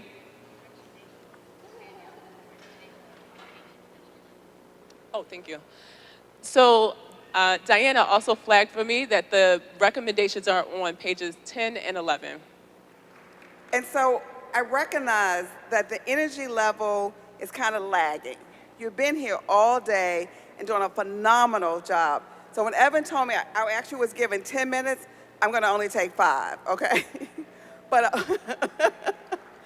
I also first want to acknowledge and say thank you to OSI and all their partners. And I ask you to join us in thanking OSI in terms of all putting this on. We need to be about solutions. But I'm also clear that part of this solution conversation, as we talk about this particular recommendation, and I'm going to do this a little bit differently. I'm actually going to read the recommendation and then talk about it in terms of it really is the glue.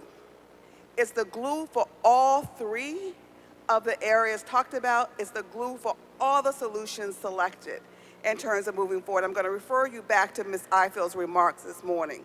But the recommendation is establish an Office of Racial Equity within the Mayor's office that is focused on bringing racial equity to all city programs and removing systemic barriers to fair and just distribution of resources, access, and opportunity.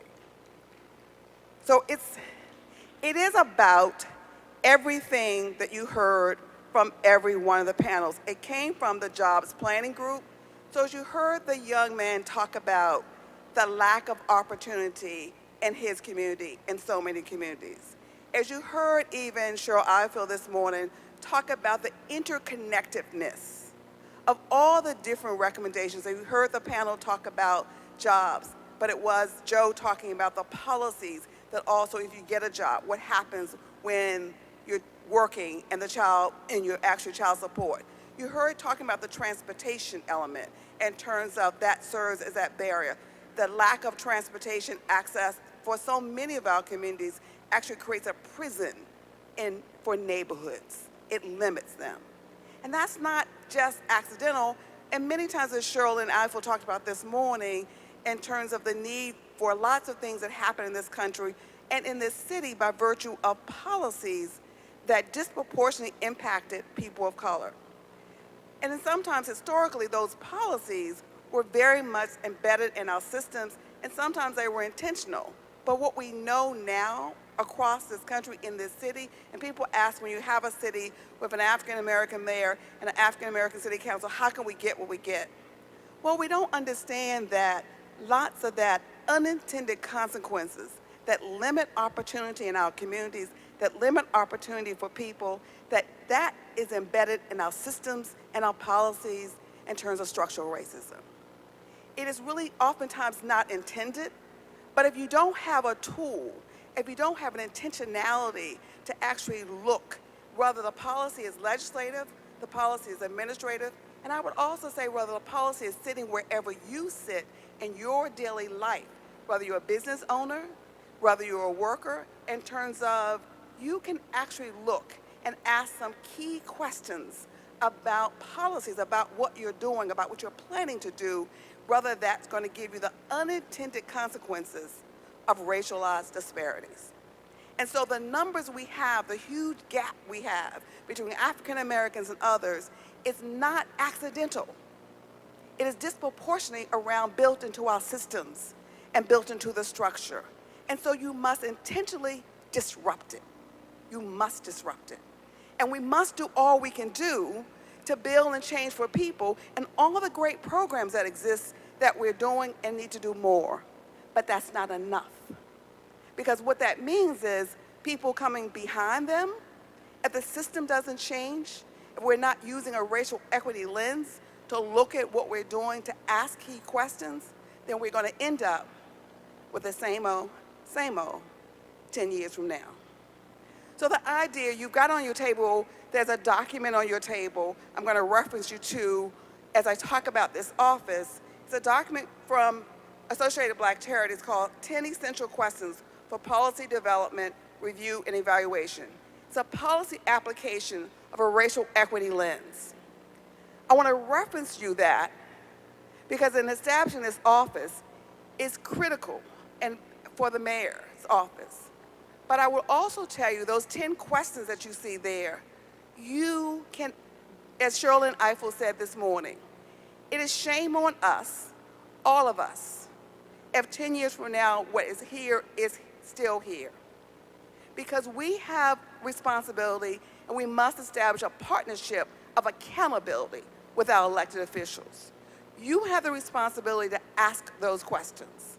We have the responsibility of ensuring those questions are asked.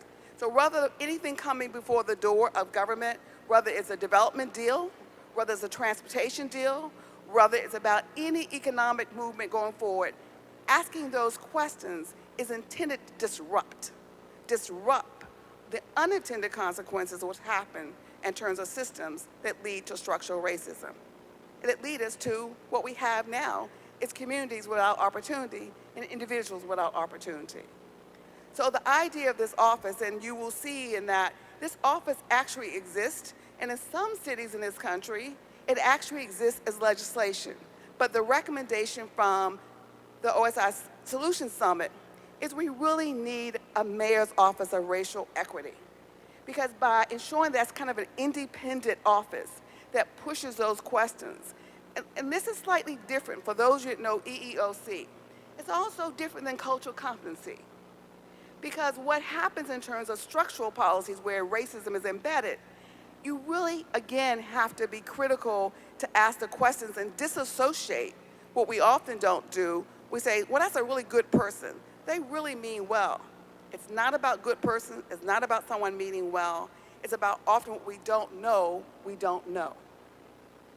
And in not knowing, we end up without the tools to disrupt this opportunity that continues to exist in our city.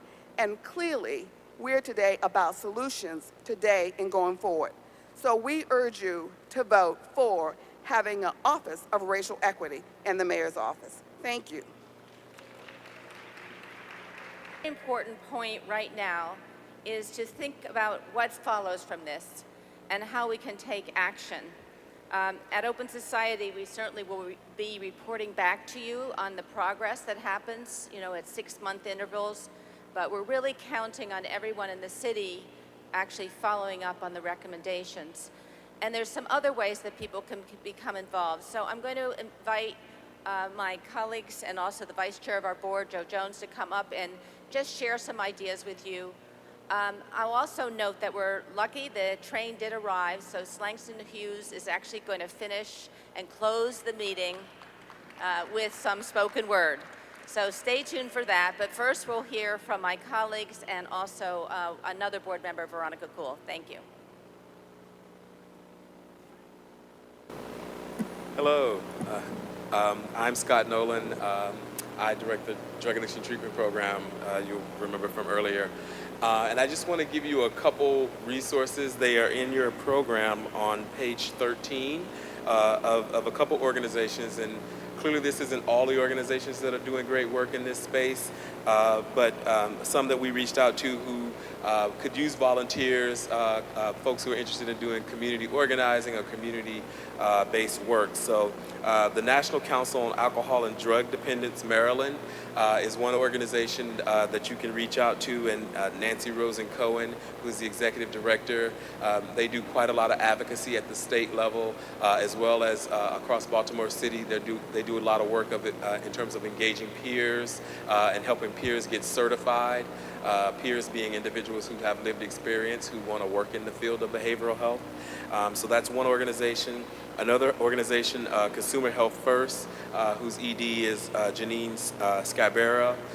Consumer Health First is a consumer-based advocacy organization, which is really important, and they can certainly use volunteers to help people who, because of the Affordable Care Act, are getting health insurance for the first time. And don't necessarily understand what co-pays are and what all these kinds of things are, and doing sort of a lot of advocacy with the state to sort of help make certain that people are health insurance literate and health care literate so that they can actually take control of their health care. Another organization is Baltimore Harm Reduction Coalition. This is a community-based coalition of individuals who do a lot of work on overdose prevention, preventing sexual crimes, AIDS prevention, and other types of harm reduction activities like that. And then the last is the National Alliance on Mental Illness, and the contact there is Johanna Murphy, and actually the ED of the National Alliance on Mental Illness, Sherry Welch, was on our panel earlier today, and they do quite a lot of work, obviously, on making certain that people have access to mental health services and trying to reduce the stigma around mental health in the state of Maryland. So those are a few places that you could reach out to if you're interested in getting involved in doing any type of volunteer or community-based work.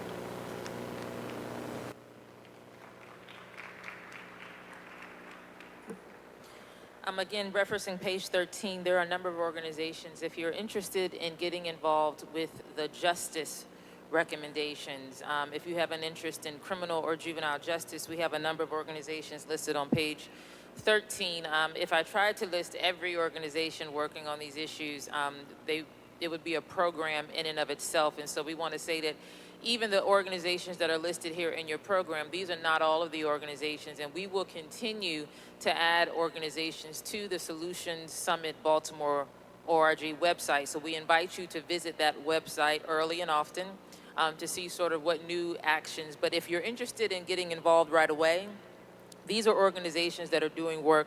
Communities United, Out for Justice, and the Greater Baltimore Grassroots Criminal Justice Network. Those are organizations that are focused a lot on reentry.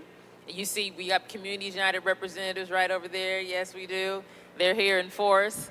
And these are the organizations that, if you're interested in helping to remove those legal and other barriers, social barriers for people who have a criminal record, those are the organizations that you can get involved with there. If you're interested in moving police reform, again, making sure that the consent decree gets taken care of, and then all the other reforms that flow out of that also get addressed.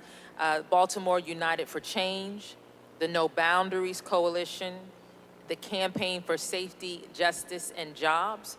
Those are the organizations, the coalitions really, that are working on policing reform.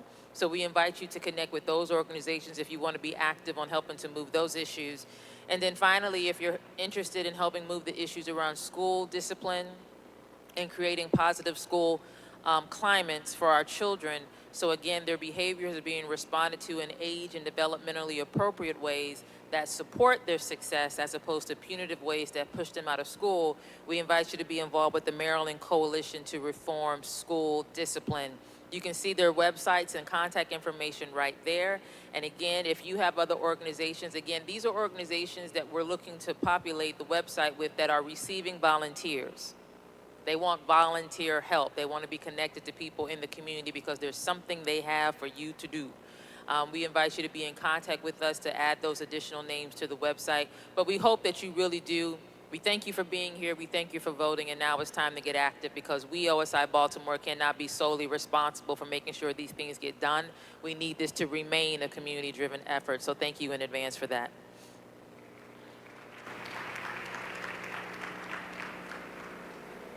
All right, y'all, we're coming to the end.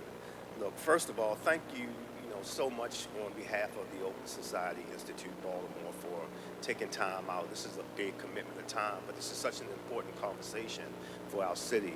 And we have a number of organizations on the job front This is not an inclusive list either, but it does give you some sense of this is of the organizations who are working in concert with one another and are trying to increase how well we work together, that are uplifting people in our community and digging into communities and bringing people out.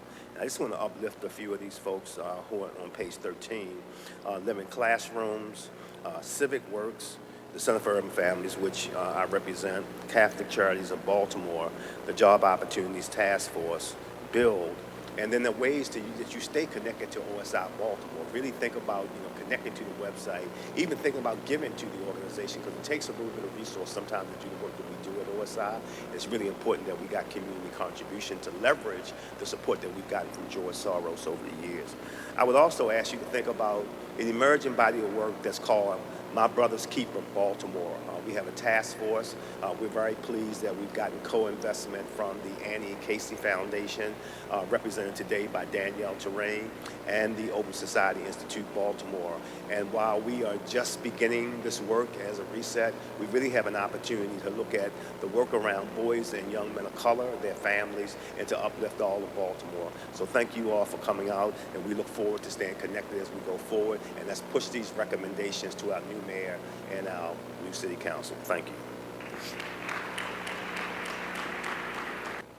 Hello, everyone. My name is Veronica Kuhl, and I'm a very proud member of the Open Society Advisory Board.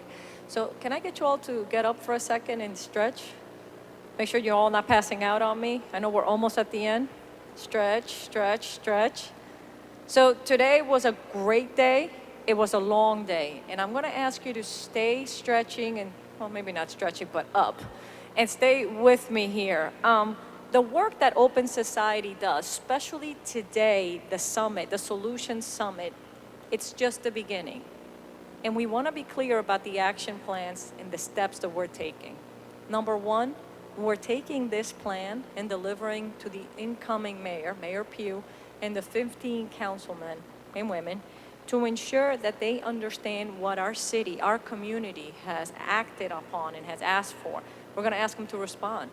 Number two, we're going to make sure we distribute this plan far and wide so the rest of Baltimore understands the process we were part of. Number three, we will be digging into the plan and we'll explore ways that we can collaborate as Open Society in the key areas from social justice, criminal and juvenile justice, drug addiction treatment, education and youth development. And for the nonprofits, foundations, and other organizations here, please do the same. There are plans already in play. Please throw your name in the hat. Please participate. Number four, we will release reports. How many of you have seen empty promises where things never come from your time and your suggestions? That's right. We're not doing that. Open Society has an incredible track record of showing our work. So in 6 months, 12 months, 18 months, you'll hear reports of our progress and also what's not working. Because we know when there are lessons learned and how we can change these things, we need to hear that as well so that things can continue to improve. And our work can't happen alone. I mean, as you can see, we've convened over 1,000 people. This work does not occur alone. So we're going to ask you to do a couple of things for us. Follow us on Facebook, on Instagram, on Twitter, so that you know what is happening, what work is occurring, who's doing what. Come to our events. Are talking about race, are talking about addiction series. The content, the industry and subject matter experts are fantastic. Every time you participate, you walk away with something new. And lastly, this work obviously requires support.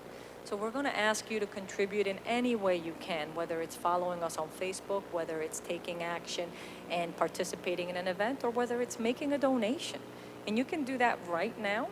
You can go ahead and use your smartphone, and you can type into it, Be More Solutions to 41444. And you'll be prompted to take some steps. So feel free to donate what you can. Any amount is welcome. The bigger the better. Of course, we'll take it. But if you don't feel comfortable using that technology, we do have envelopes and we do have information as you walk out. But this is about you committing to our city. So you do have a spoken word artist that's coming in to let us go with a phenomenal, strong message. But if you could please commit to taking action, 5 minutes, whether it's signing up for the newsletter, whether it's sharing the information with your network, whether it's making a donation, whether it's simply realizing this is the season for giving. So what are you giving back to Baltimore? Make it a generous gift if it's your time, if it's your love for this city that has so much to offer. So make a commitment to yourself that you'll give something back. Take it as a holiday gift back to Baltimore. So with that, I'd like to introduce our closer for the evening, Mr. Slangston Hughes, Director of Youth Poetry, the Do More, Baltimore. Thank you very much.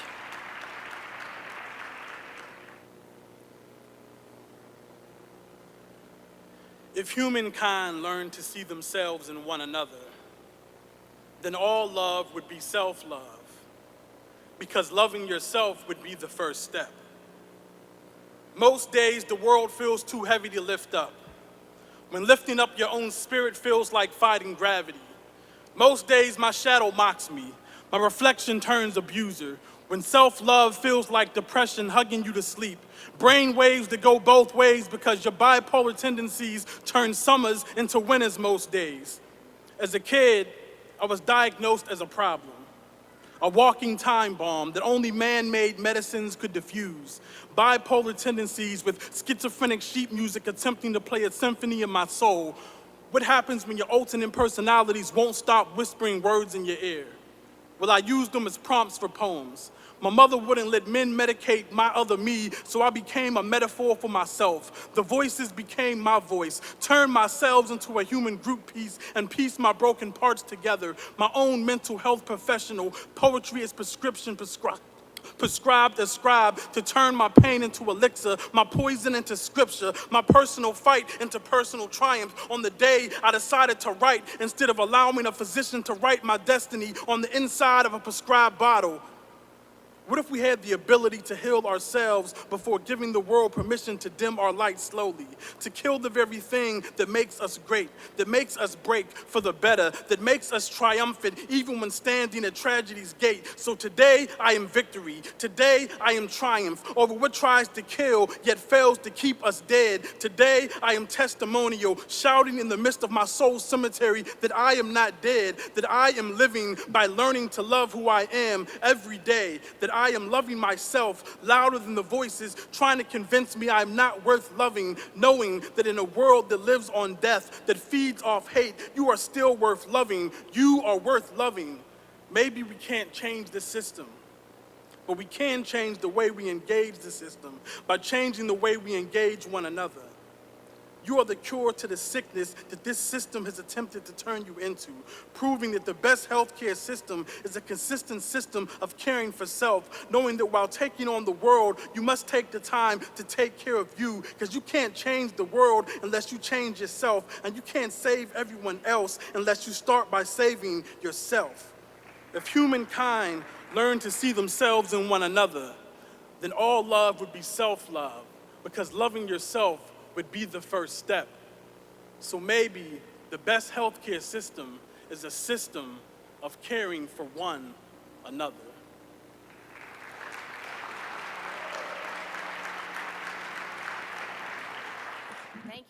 Thank you so much, Slangston, and thank you all. Have a good night, have a good rest of the weekend, and have a very busy, generous holiday season.